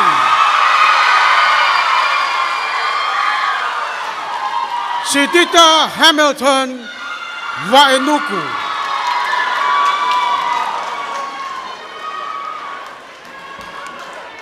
Ki mua pia u whawhi iloaki atu, ai whine mui koe ni whawhalanglangi ka mai ka u whakamau. Ko mau ki whine mui whoke nia a mau tolu me vi wawau. He koe anga koe e ku wakai atu ki he Miss Eua, ko hoku hoa a tahe taimne ke isi ia.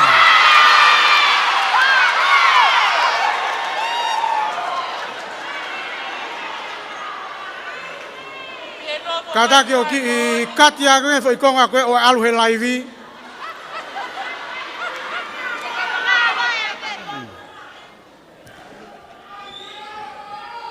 Lolotonga koe ni e ku lau atu ai ki pui tua.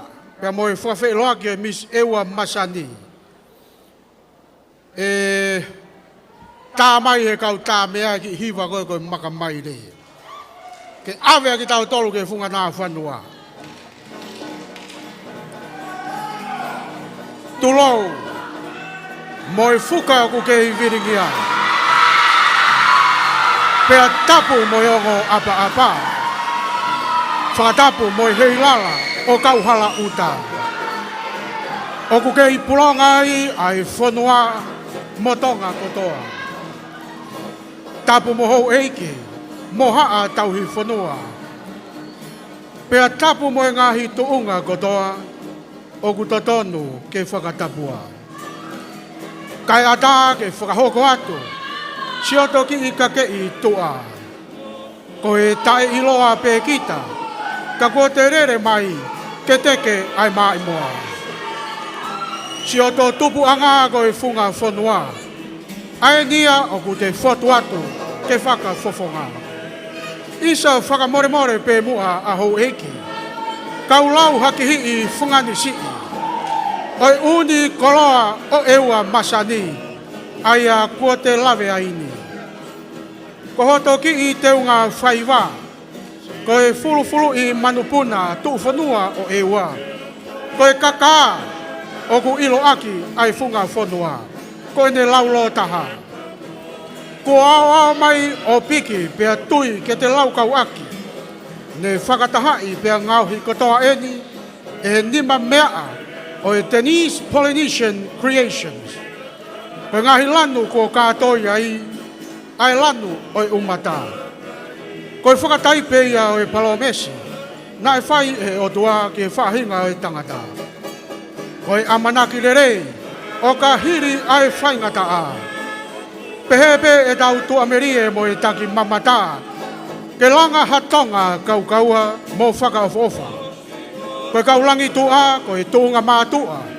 Mei he lawe I tawake o e funga wailahi. Koe langi tau olunga, koe mō fia. Koe whakamanatu pe na te kumi whanua. O te kore hufanga ia kauwhana, pia mohono ka inga. Pia ko te hoko he ahoni, koe whewhinei whanua o Ewa. O hoku pore anga ia. Koe uri pe au awhine Ewa. O kou tua o whātu ki he tonga kotoa. Ke tau mau haka toanga whonu I he whiawhia. o au Sitita Hamilton Wainuku, ko e whawhawhonga, o Ewa Masani, whakawhaofa, uafe, uatolu.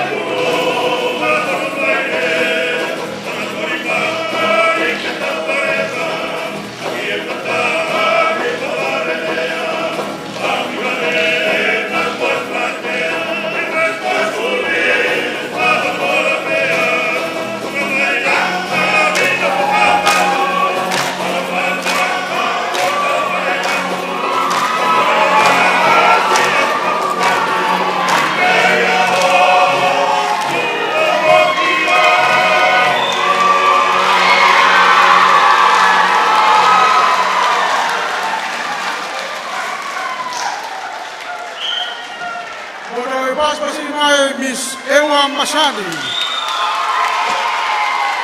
Sigita Hamilton Vaenuku. Momea mai be whaafalang langi. Ko ewa be ne taha o kai anga noa.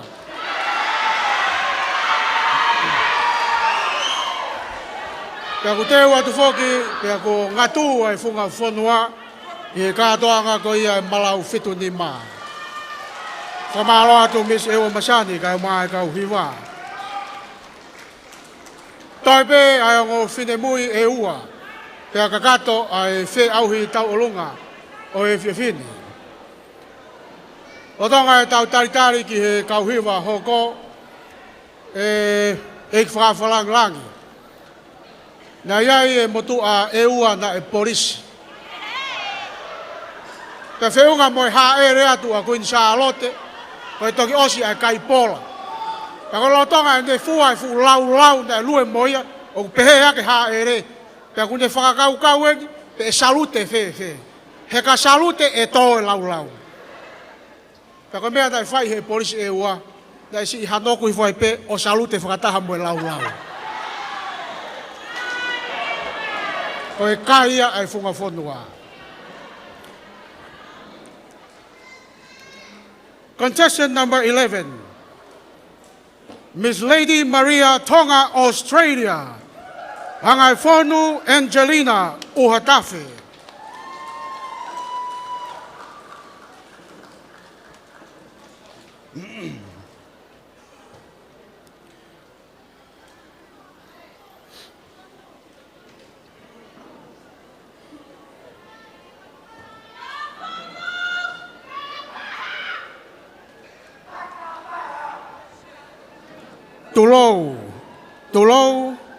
Tulou. Whakatapu ki loto tatau. Tapu ki hau o Tonga kingi tupo wono. Tapu ki hau eiki moha ata ki loto o ku mea. Tapu ki he sola pia moe vulangi o ku iheni pia moe ope. Whakatulou moe haa punake he ngahi whaiwa tala. Pea tapu moe whaoa o manawa. Kai ata mua ke whakahoko atu ai ka kei o iki i kau nangani. Ko hoku hingoa ko anga ai Whonu Angelina Uhatafe. Ta uo fulu. Pea o kou whakafofongai ai Miss Lady Maria Tonga, Australia. Wisa, ke fungani tui ho tau aho, koi whatuanga o eku ilo. Pea oku toki mahu inga maarie kia te au, ahoku tupo anga, pea moe totonu. Keu tauhi o laukau aki hoku anga o whakawhonua. He ko hoku Kakala ia keu taurewa aki, ki he pā anga ngalu. Ko hoku kake i ko e ngatu uri, na e kokai he ku whangakui, me he api ko aho whakasiu me loto la paha. Pea tui ki ai e ngahi Kakala hingoa, ko e awao Kakala me he api, ko whare mei pia me he pai o tere a. Ko hoku teki ko e whakaotu sia. Fungani aki ai Heilala mo hoku kahoa ko e awao Kakala. Ai ku whanga whae pe me he sia ko veiongo me i kolomotua. Ko hoku pure oto na e ukufi e ku whanga whae tangata pe me he houma re e ia. Whare loa haapai. Ko hoku no loto ko e whakaotu sia whakawa e maire. Whataha mo e vesa. Ko e tui pe me he kolotau ko hure, pe me i nuku. Ke oua na a malo a, kau tui kako pe a tui lava. Ke mea ki ai hao whanga, pe a holo ai whai tala. Ko e punake ko Kristina Soakai, pe me he api lahi pe me i labaha. Ko e langi tau olunga, ko e apa sia, ko e hiwa a se misi kalani walu. Ko e kaulangi tua, ko e kalapu wha o lua, pe me he paki mo e toi me i loto la paha. Tua o whātu, ko au anga ai Whonu Angelina Uhatafe, Miss Lady Maria Tonga, Australia.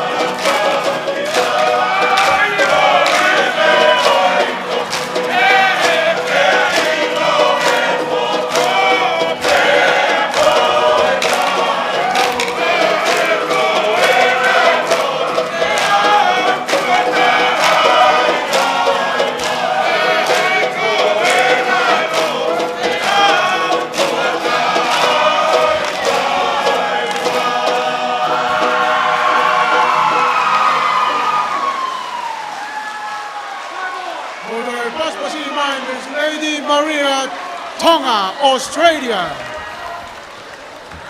Ang Fonu Angelina Uhatafe.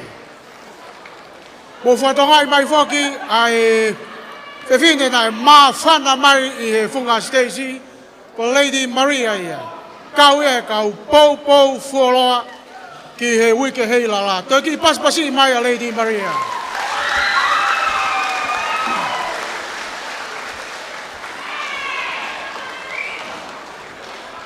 Ko sio ki he sipinga whakatau pasi a Lady Maria. Toi ake e tau manatu ke whina motua mawau. Nā ne whatata I turi hopo. E kwa whalangi. Turi hopo e whewhine. Tako whene asi ake. Upuri e mu ia e whewhine. Lolo ia.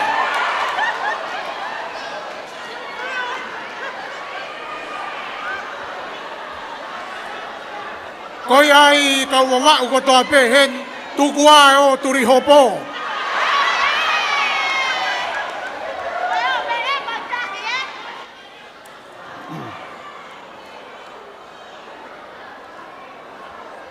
Koe tau whine mui whakaosi eni.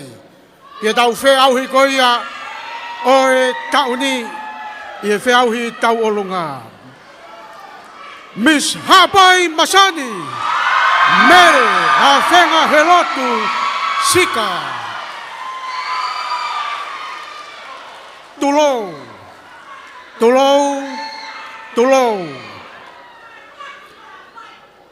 Hufanga he tala whakatapu. Kau Latu he tari ko au. Ka te whakawhi loa ki atu si oto uhinga.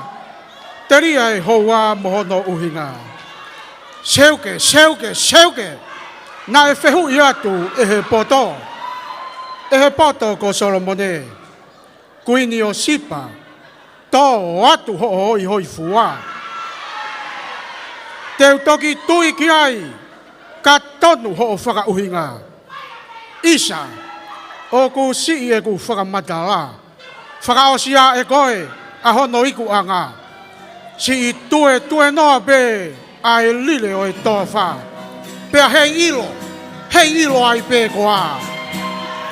Oi fine haapai eni, kone tuula. Ke u whakameite, ki he lupe he taua. Ko hoku te unga, koe lau whawha pe mei pulotu, mea hiku leo, mo e tala monu, koe na hokake I whaiwa. Ko whaka ingo aki a mamani kotoa. Ai siare tafa o e tahi uhu, pure oto o e tahi malu.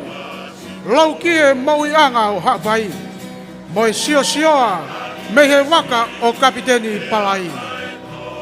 Na wawe ni maa moe wae, moe fungani taupotu hoku lau fue. Ko e pakoia o e whanga I rifuka, moe si aikona, me he wai ko niu toua. Moe maka mimisi, vai poa niua toputapu. Ko hoku kie no loto, ko e kafa ko filohi walu. Fungani sisipako, mohono maire lau momo. O whakawaha Kakala e fiafi. Ke taulewa, he kua longo kakai. Ko hoku teki, ko e wao pako kakata. Moto irei Kakala, ke ulaka maki. O fiu kore atu ke hanga kehe a. Kefu e tautahi, ko si I lau whātai. Seuke lolo tākai, koe fisi I makai. Langi tau olunga, koe hiwa a wha a vaea. Mai moa ai laa ko unga whanua koe Charlotte. Koe kau tāmea, koe kalapu, hu whangalupe. Mo paspasi mai Miss Hapai Masani, mere a whenga he lotu sika.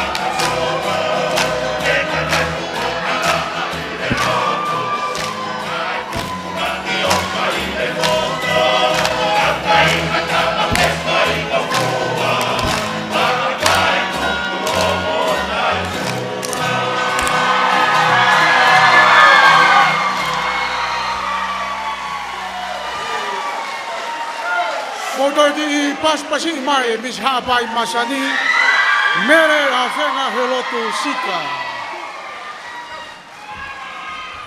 O lawe ia tu foki o ku kau mai e kau langi tu a. O ne tā mai e pēsi ko i whafofonga wharearea ia o Tongatapu walu Johnny Taione. Motoi paspasi mai tare niti e kau whafofonga.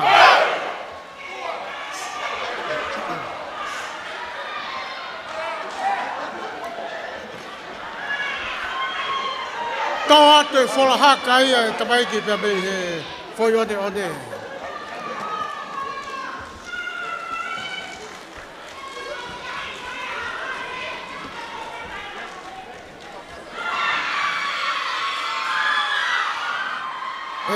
whakawe whalagilangi. Nā e motua haapai I Australia, taimina e toa I e COVID. Pea koe taimi koe na alua te kau ngāu e me wharemaki koe kau pālangi. Ke watu ke api. Pea koe eke atu he pālangi. Eke whakapālanga te pālangi. Ko koe o ku puke, pe mai motua haapai. Ie, he kai pea ie ia au wharemaki kai tūke whine motua na e puke.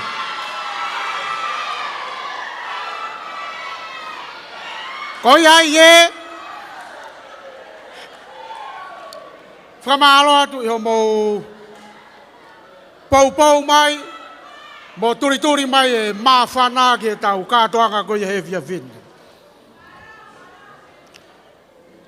I whangamari e koe ni, ko lava kakato. Ai ngahi whē auhi o rewa teike mahino. Kakato i e ngahi whē auhi ko ia o e hewhia whine, ai kau whine mui e toko hongo fulu maua. Ko nau wei pā, I e wheauhi mis tau olunga, o e wike Heilala, o e wāwhe ua tolu. Te tau hoko atu lewa, ki a special item, which will be performed by the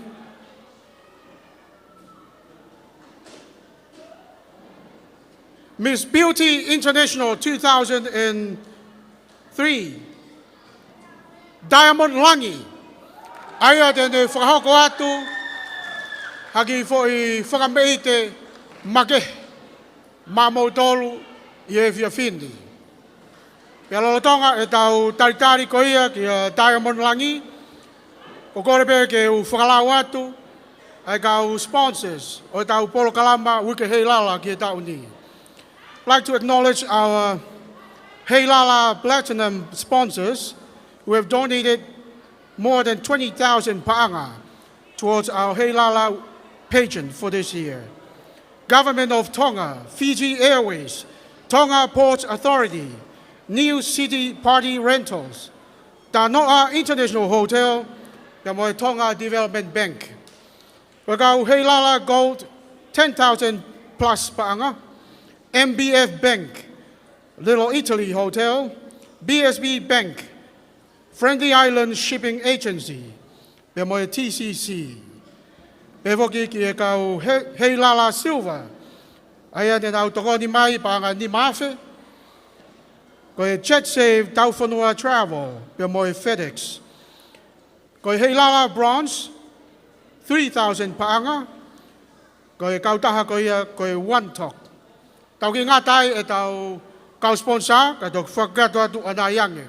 Whangamari e koe ni, tau tari whia, Diamond Langi. Wapeke o te rangi, I runga I toku kainga, horo horo tang mariki, I runga ki te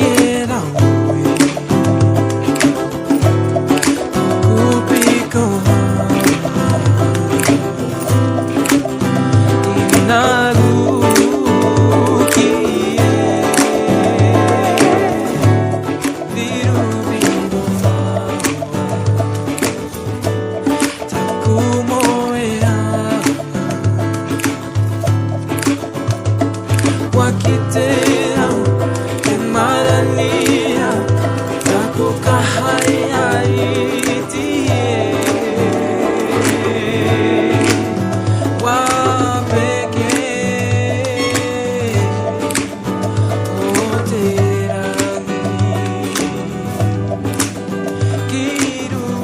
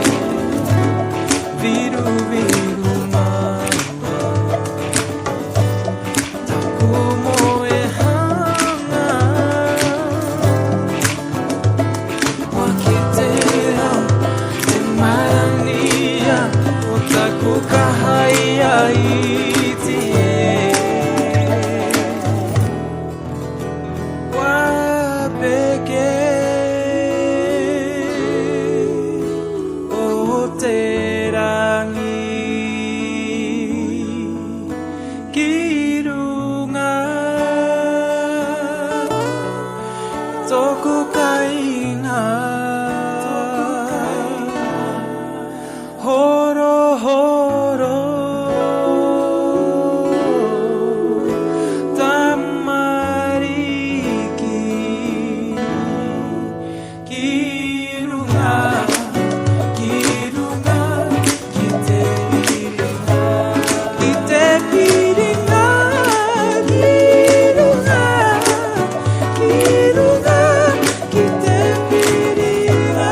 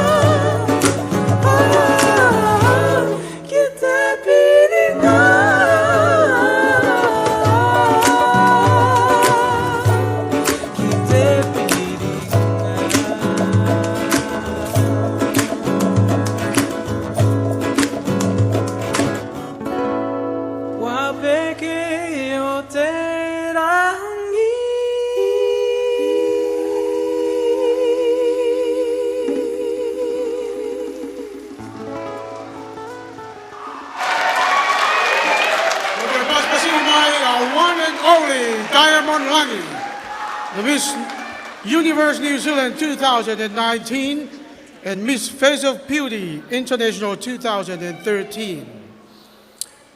Tau hoko atu ki whakawamapa hoko. Lo tonga no ki whakamapa opo. Ai ola ko ia e tau whiau hiki he pōni. E whahoko ai e nola tau moe peau.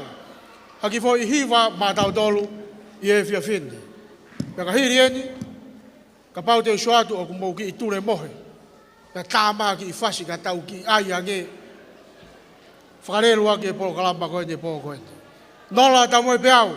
Mō paspasi mai. Tau item hoko o ia.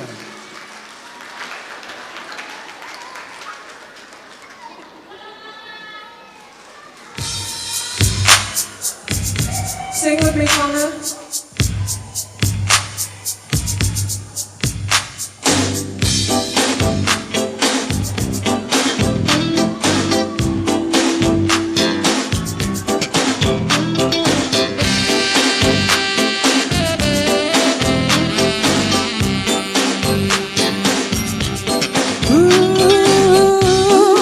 I've been watching you, baby, watching every move you make.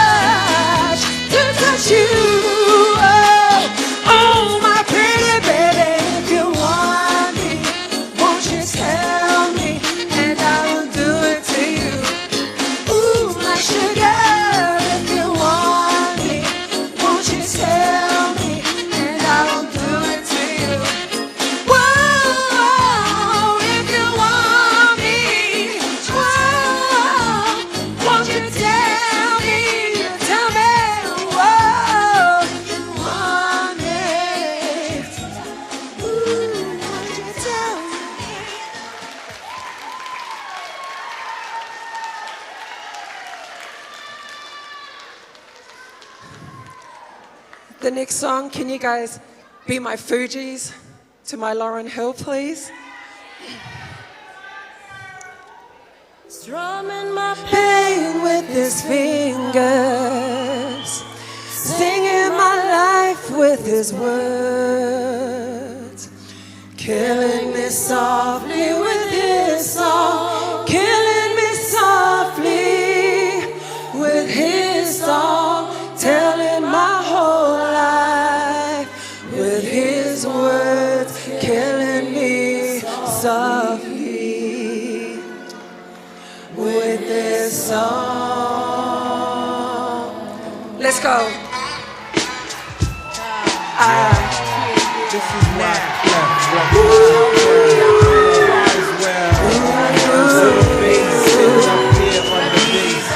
While I'm on this cruise, I got my girl L. One time. Hey yo, L, you know you got the lyrics. I heard he sang a good song. I heard he had a style. And so I came to see him and listen for a while. And there he was, this young boy, a stranger to my eyes, strumming my pain with his finger.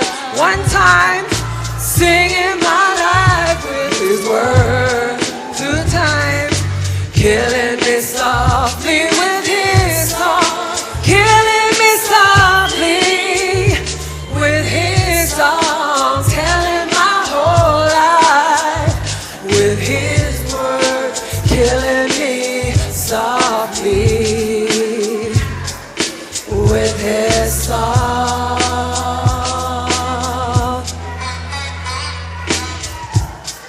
I felt all flushed with fever, embarrassed by the crowd.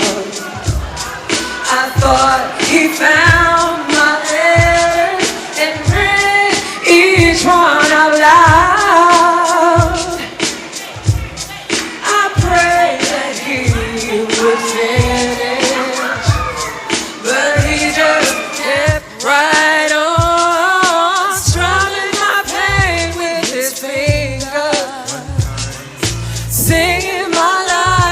His words, killing me softly with his song, killing me softly with his song, telling my whole life with his words, killing me softly.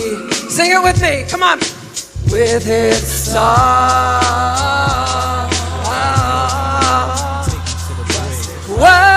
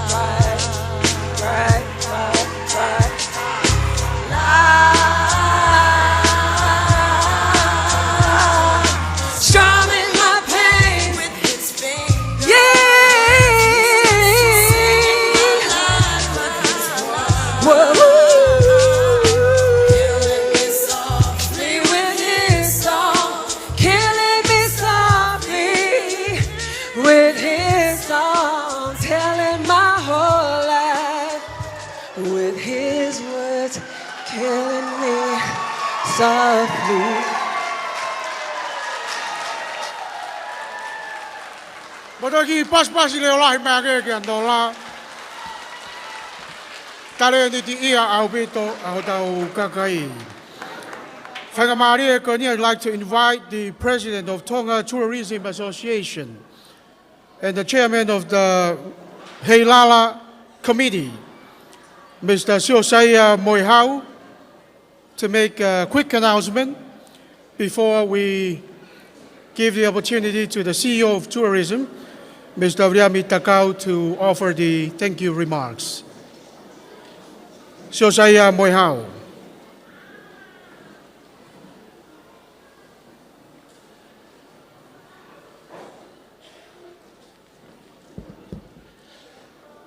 Ko whakaofa ia he tau MC, ene manako na whaiki e ua. Kau tangutu au hoksea, pe au si atu ke ta whaaki whakahahake, o tangutu mai e tahine koe misina na teu mari. Mis kau te kula!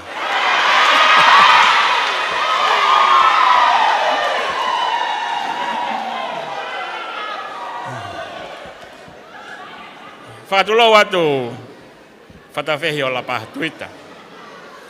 Koe ki whatongia koe ni, nau kore ange ke pure o e Fiji Airways, ke whakahoko pe mua e he MC. A mapa koe niko une tauhi koe kau vai. Au loto pe pure ke whakahoko atu e ki whatongia koe ni, ka whakamore pe na ngari whakaloloa. Ka kumahu inga foki ke talangofua, he koe Fiji Airways, ko nau tolu, kau he kau sponsor lalahi, o e wike Heilala, me tau kātoanga Heilala, i he tau kotoa, me he tau weni e whāwhā, tau mai e Air Pacific.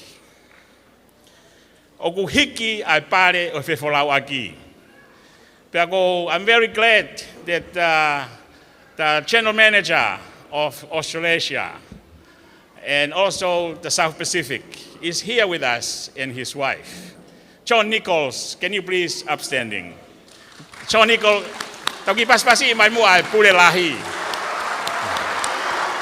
O ku heni mohono hoa. O si koe e ku announce e pare koe anepo, i he categories ta taupe. Pea ma alu koe pa ma so pe mo John. Pa ku au mai ki he poni, ko hola le rei e fai so na e fai. Pa ku toi ki hiki hake ai tuunga pare. Ko hinga ko ne mahu inga ia i he hoi fua e tau kau whiwhine. Ko Miss Taolunga. Nai announce foki anepo, ko alu e te Filipe i Haamoa pe ko fisi. Ka koe poni ku ne hiki hake, mua whahinga destination pe i New Zealand o puna ki ai Fiji Airways. Tau ki paspasi ki ai.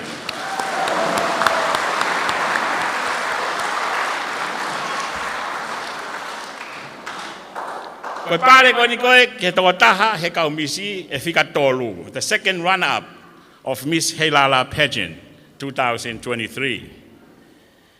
Ko ane po foki na e ui, ai pare ko ia,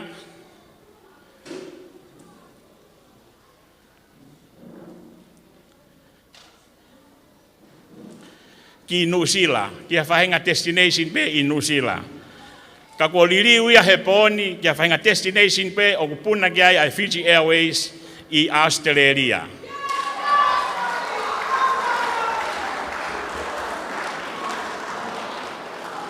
Toki paspasi mua ke fuluti.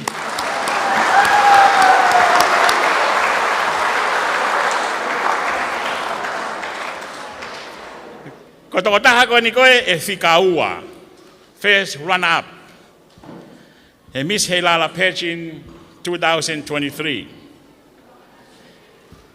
Ane po, na awange foki ki ai, a pare koni na tok announce. O ku hiki hake pare ko ia, ke whalau, tikite e ua, ka katoa u categories ko ni u tak tikite e ua, 2 tickets. Ki Los Angeles, San Francisco, pia mo Honolulu. Tau ki paspasi ki ai.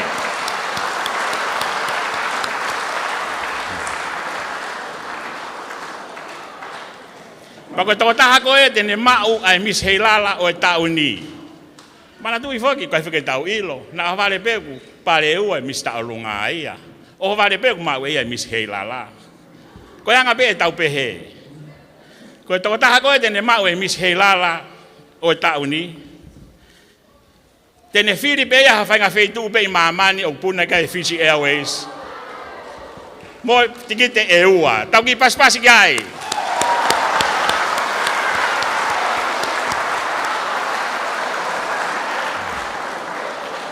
Ko talo foke whae katoa ngā u tātai taha ke o mai kau pule koe ni o Fiji Airways. Ka koe tangata mahu inga e ni pagulawa mai mohono hoa. Kuna mai o mā tā tonu i he mau me whakaafofa e tau porokalama i he tau ni talo e nai heni me he mōni te. So John Nicole and your beautiful wife Aniva, thank you so very much. And we're looking forward for more and more 2024. Malo apito.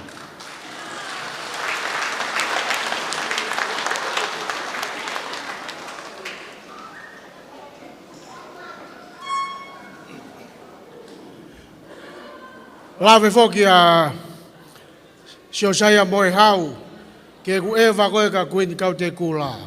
Mon beia. Ka ko hinga mea na kai ke lawai, alua tau ia ke toi whai funga o si sona ua. Whamalo atu ke a Siosaya Moe Hau, i ono whangau ko mai a ngahi pare, o e tau mise Heilala ko ia, ke he tau ni mono ngahi whea au hi. I whainga maari e koe ni lolotonga ai ngā ue ai kau Tuita ki hono whakamāpopo e ola o e tau whiauhi ki he pōni. O kou whakawhi heni ai CEO o e pot ngā ue takmamata a Tonga. Kou viriami takau, kou tui koe tau si tahani e kau CEO i he pureanga. Mō pas mai ki ai. O hau katu e viriami takau area whakamālonga. Ka taki be saia pe mo mapa u ia ki whakaloto loto au ki kuin kau te kula ka kuin te nea Tongatapu wha o mauwhanga. Mo kumi atu ka wheitu ke. Taine whakawhakalanglang. Tupeka u whamalu atu ngai tala whakatapu ko oso no atu me muani. Ka ata mo motoani ke whawhawhonga ia te eki minista e pot ngau ki takmamata pa pe he whoki ki he komiti. O e Heilala Festival, ai o kau kia ai poate mau mawhai ke takmamata pa behe whoki ki he Tonga Tourist Association. Whakawhonga ia ta whakamalo, ke wheitona, whakawhonga ia ta whakamalo, ki he toko tahaua koe ni. Nā ulawe pe ane awhi, ko toko tahaua, o whika tahaua, ko whika whakawholofola, fika ia hau me ka kato. Ko pas mai hoi ki me ka hike ke toko tahaua koe ni. Te kau whakataha pe mo e tō taha whau sāme, you are fearfully and wonderfully made. Whakaofo pe whakaofo ofa au pita hono whau ki mō tolu. Te whakaosia ke pe sāme te au tolu, ka taimi ukia e whakataha e tō e tāpua ki. Peko e whengau e aki koe ni ono whakahoko e Heilala Festival, ka whengau e aki ai kupu e tolu koe ni. Pea mo e tokone e ngahi sponsor ke he koe ni nai oso kalawat mei mua. Koutui, ko mea pen ke tau ako me ai, he tau situ at me whakatamaki, ke tau langa hake pe me hen ki atoe Heilala o toi tō atu ange he ngahi tau kon ka hoko mai. O atoa whakamalo at ka ki mautolu, kau whakamau, pe he whoki ki a ki mautolu mātua, ni i he tau kāinga mei muri, hono omi ho mau whanau ke kau mai ke pōkama koni. Pea toi atoa whakawhi kat ka mautolu, mau kau mai ke tau pōkama he tau ka hoko mai. Kou tui e toi lahi ange. Pea kou tui e whakahoko pe mei mau whangani. Ko mo iloi pe kāinga ko o kalani eni o Tongatapu he tainimi. O te renei mohono ea, kau whawhi atu ka mautolu mou, kau mai mo pou mai ki he tau wike Heilala. Kau a te motuani ki interview ai re tio anenai e ua eke mai ko hae mahu inga Heilala. Ko talange ko e tau ene whātolu e tau whanonga mai me kātuanga koe ni. Pea ko to'o pe he interview ko ni tari e interview e tahine taha kau misi. Ko tonga ko pore anga. Pea ko tui o tau pore ai. Pea ki ai me maa whana lahi. Hange ko fwoi whaiva ko na tau sio at ki ai. Ai maa whana ai tonga o tau pore ake tau tuku whonua. Tau pore tau anga whakawhonua. Tau maa whana ai. Tau tuku pe he poni, tau tuku pe mo eiki. O atu ha talamanuru atu pa ko atu pe ko te acknowledgement ni mo i hene kau poate i he sea e poate ki he poate mau whai ke takmamata ko te kau mai pe aniafi ki he ngahi polkama miska tui fua mo i kau tare kita poate mau mawhai pe he fukto atu pa whakamalo ke Fiji Airways na kutok lava mai ko ni ko polkama mai ua na whakarere he poni na ia charity concert ai na hiwai e toko tahiwa ko tau pupua. Pea o kia e whakawhiawhia lahi mai, ko tau pou ina tau whanau tama pe hen mo John Paul Foriaki, tau sio peka tae mon langi heni, o ku ia e whiawhia lahi, ko hako tupu ene whonua. Pea ku whakamawhana o mai e ni mei muri kono teke mohake aki e whonua.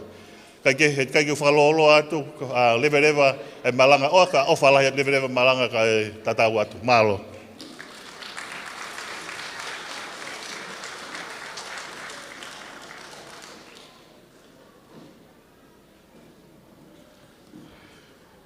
Whamalola he ki he CEO o pot ngau e takumamata a Tonga.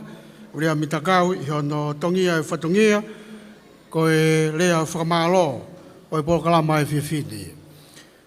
Te u whawhei heni e kau whine mui e toko hongo fulu maua. Au nau vei pā ki he kalauni e Miss Heilala wā whewua tolu. Ke nau kātaki o mea mai ki he Stacey i he taimini. I will now invite the 12 contestants for Miss Heilala 2023 to be back on stage so they can just introduce themselves before we announce the top 5 contestants in all the categories in no particular order.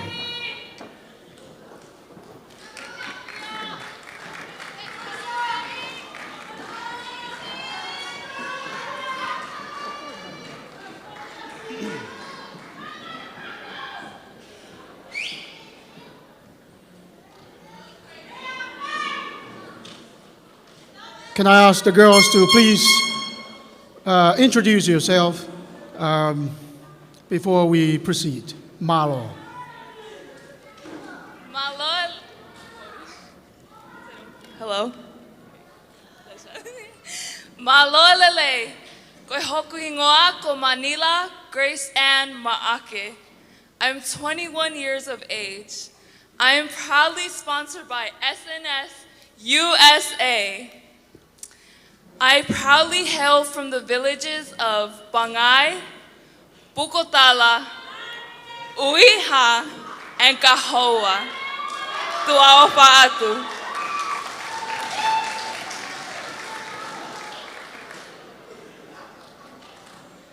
Malo elelei, Tonga mai kingdom, ka hoku hingoa, ko sabni lata, ma ohe ofa, ma ilei, pe oko lele mai, me sila pelua, vai ko puna, kolo kakala, sia ko veongo, mo fele ai toa vava'ou.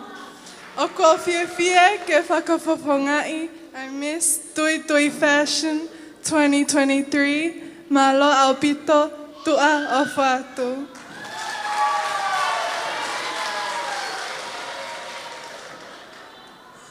Malo lele, my name is Monica Vave. I am 22 years old.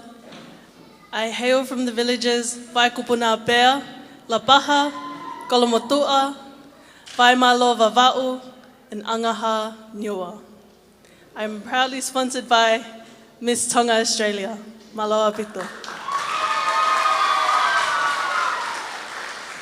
Maloelele, my name is Natalie Mahe.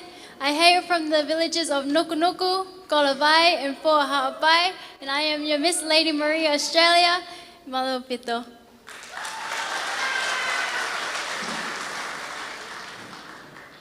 Malelele e tonga kotoa, ko kuingoa, ko petiola makatu'u, ko kuta'u anoa eni, ko kulele mai mi pangai motu vava'u, tua a koloa, samo solo, kolonga Tongatapu, niua, papehe foki ki itali. O fiefia lahe au pito ke whafofongai, I Miss Sydney's Online Boutique Australia for 2023. Malo pito tu ofa e ki atu.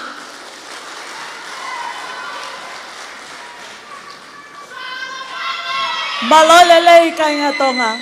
Ko hoku ingoa, ko hala mehi tu imana. Ko hoku taua taha eni, pe oku o lele mai, me he vai kotoko mea, lo whanga haapai, kolo mai le ewa, kolo motua hofoa, longo, pe mo fua motu. Oku o fia au pito, ke whakafofongai, I Miss Fear Dance Academy, wafe watolu. Malo au pito, o whalahi atu.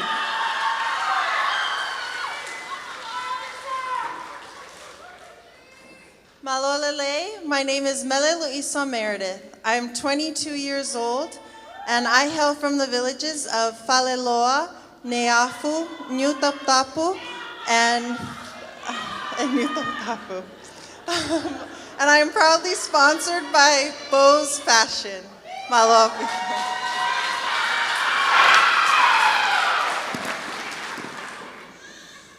Malolele, ko hoki ngoa, ko lata I tua tau naiata, ko ta ua taha eni, pa o ko lele mai me funga matoto, funga pausini, taulanga pasvulangi, vai ko ni toa, pangaloto mo sila pelua.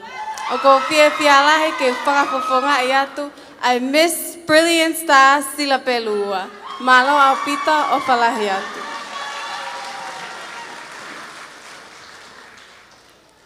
Maloa lele, ko hoku hingoa, ko loketi Serenity Mahoni. I hail from the villages of Kolomotua and Mawhanga, and I'm proudly sponsored by Miss Maloa Lele Travel. Maloa pito.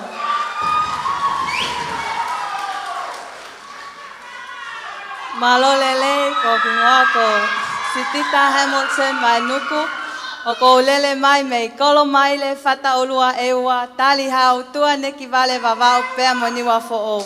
O ko fefia ke whafafonga I atu, I miss ewa masani ki he wanoa watolu o falahi atu.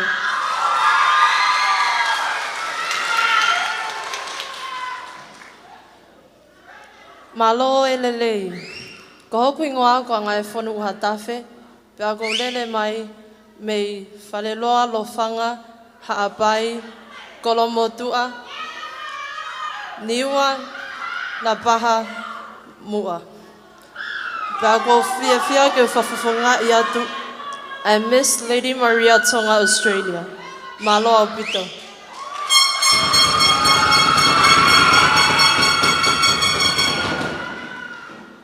Malo elele, ko hingoa, ko mele a whenga he lotu sika. Ko tau tahahi vaeni, pia ko lele mai me he funga makamimisi, vai ko niu toa, vai poa, niwa Tongatapu. Kolo tau ko velata, whanga ihesi, tongo lele ka hapai. Pia ko whakafofongai, I miss hapai masani wanoa watolu o whaaki. Mo kātango e paspasi mai, ai kau whawhine, e toko hongo furu māua, ko nau veipā ke kalauni, o Miss Heilala ua whi ua tolu. Ko whanga maaria ko ni o ko ukore atu, I ngahi ola ko ni te ui atu. These are the results of the previous 4 judging events before I announced the results for the Tauolunga competition tonight. Ko rea tupe ke ki taitari pe mua ke kakato e kui atu, pe mo tok whaha mai hao mo poupou. The first judging event, the pre-pageant presentation and interview, the top 5 in no particular order: Miss SNS USA, Miss Tonga Australia, Miss Fia Dance Academy, Miss Ewa Masani, and Miss Bose Fashion. The second judging event was the Kie category. The top 5 in no particular order: Miss Tuita Fashion, Miss Tonga Australia, Miss Fia Dance Academy, Miss Bose Fashion, Miss Ewa Masani. The third judging event, the Sarong category. Top 5 in no particular order: Miss Tuita Fashion, Miss Sandy's Online Boutique Australia, Miss Fia Dance Academy, Miss Bose Fashion, Miss Malo Lele Travel. The fourth judging event was the talent category: Miss Tonga Australia, Miss Brilliant Star Sila Belua, Miss Malo Lele Travel, Miss Ewa Masani, and Miss Hapai Masani.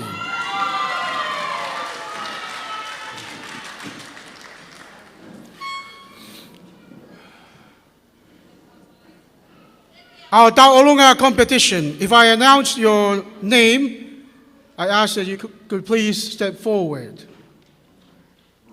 The top 5 in no particular order.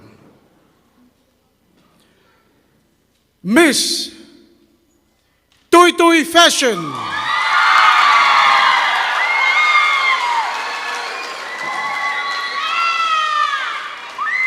Miss Tuita Fashion, could you please step forward?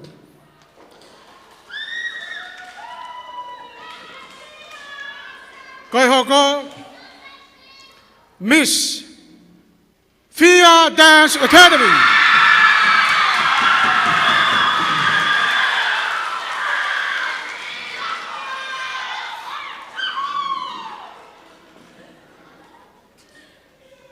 Next one,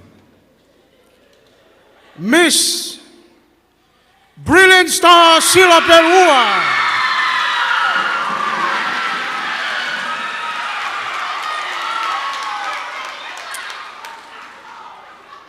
Now we are left with 2 more names for the top 5 of the Taolunga competition. Miss Lady Maria Tonga, Australia.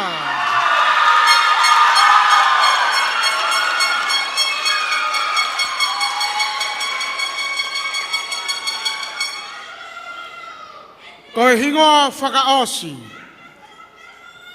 Our top 5 in Miss Taolunga competition for 2023, Miss Ewa Masani.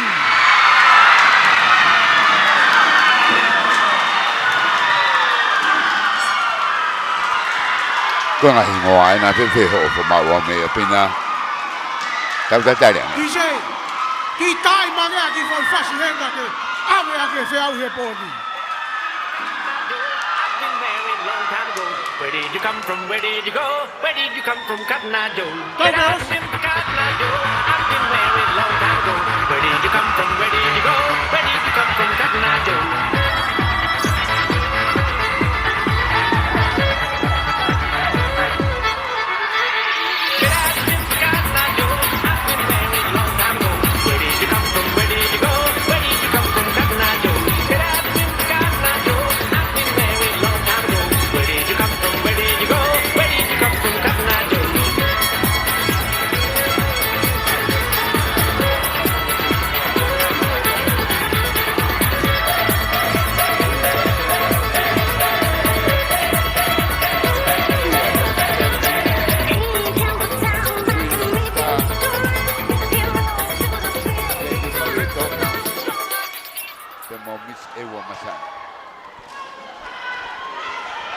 Botaki pas pasi mai ai kau fafine. E tau ko hongo fu maua.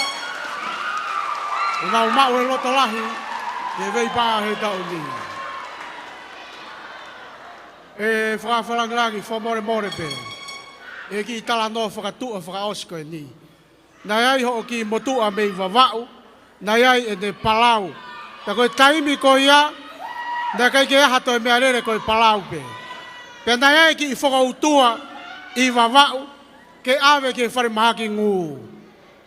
Pēnā nau peheke, nau whakaheke heka he palau, o whai motuku ki ne iaf. Nā whai ko whakalalahi e puke e motua wawau, o nau osi ne iaf. Whakaheka e hakalo moe, papafo moe topu moe mea kotoa. Paka taimi koe nā nau wai ki ne iafu, e ki whakawhalangirangi, ko ngalo e mahaki ia ke o mai. Pea kou waka I holo ki e kau tau olunga koe nā toki osi. Koe ka whaki mahaki e nia ku tau e holo ia koe ni. Kaure atu, whawhe I heni a Simana Kami. Ke whamore more o lava mai, whahoko ai tau lotu tuku. Pea ka hiria, koe lava ia ai tau whatongia ki e pōni. Malo apito.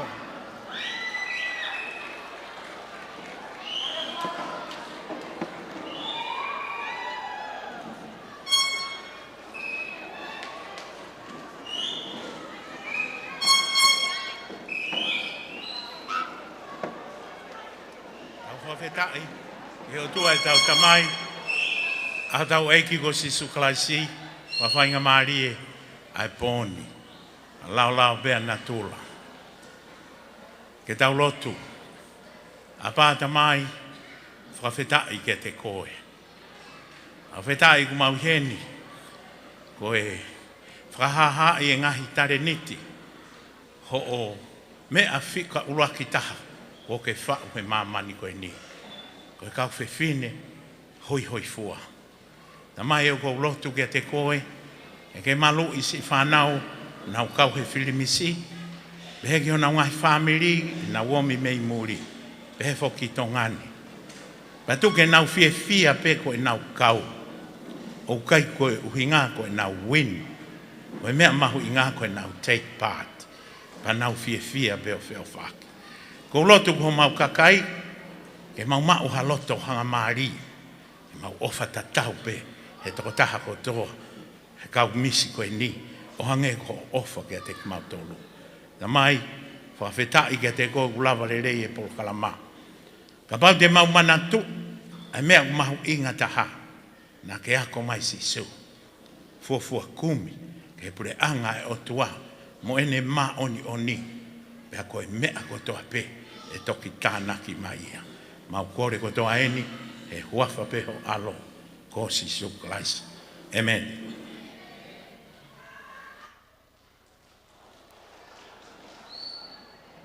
So no one take it personal. Not about done. Koe kakatoia ai programa koe ki poni. E ko fe au i tau runga ia ka mis koe hang furu maua. Ni mo me ga no at koe he val fitu poni ma be poki he live stream koe ai broadcom FM broadcasting. Koe toni ma koe i he poni o kai ke uraki o tolu ka ko hapainga tu be. O kukau ke a tui fashion, sendi mai lei. Bebe voki ki Fia Dance Academy. Ko ke i te mo Brilliant Star sila belua. Bebe voki ki Lady Maria Tonga. Be mo Miss Ewa Masani. Ai e toki tala a pongpongi a eola ko i peko hai o kuraki. Ua tolu whakakatoa koe no tāna ki peko hai, tēnei kuna koe kalau ni o Miss Heilala ke wanoa ua tolu. O patong pene au lelea te whaipatingi a me e holo koe o se sobre Kakala i maupanga i a bea ko Apifo'ou.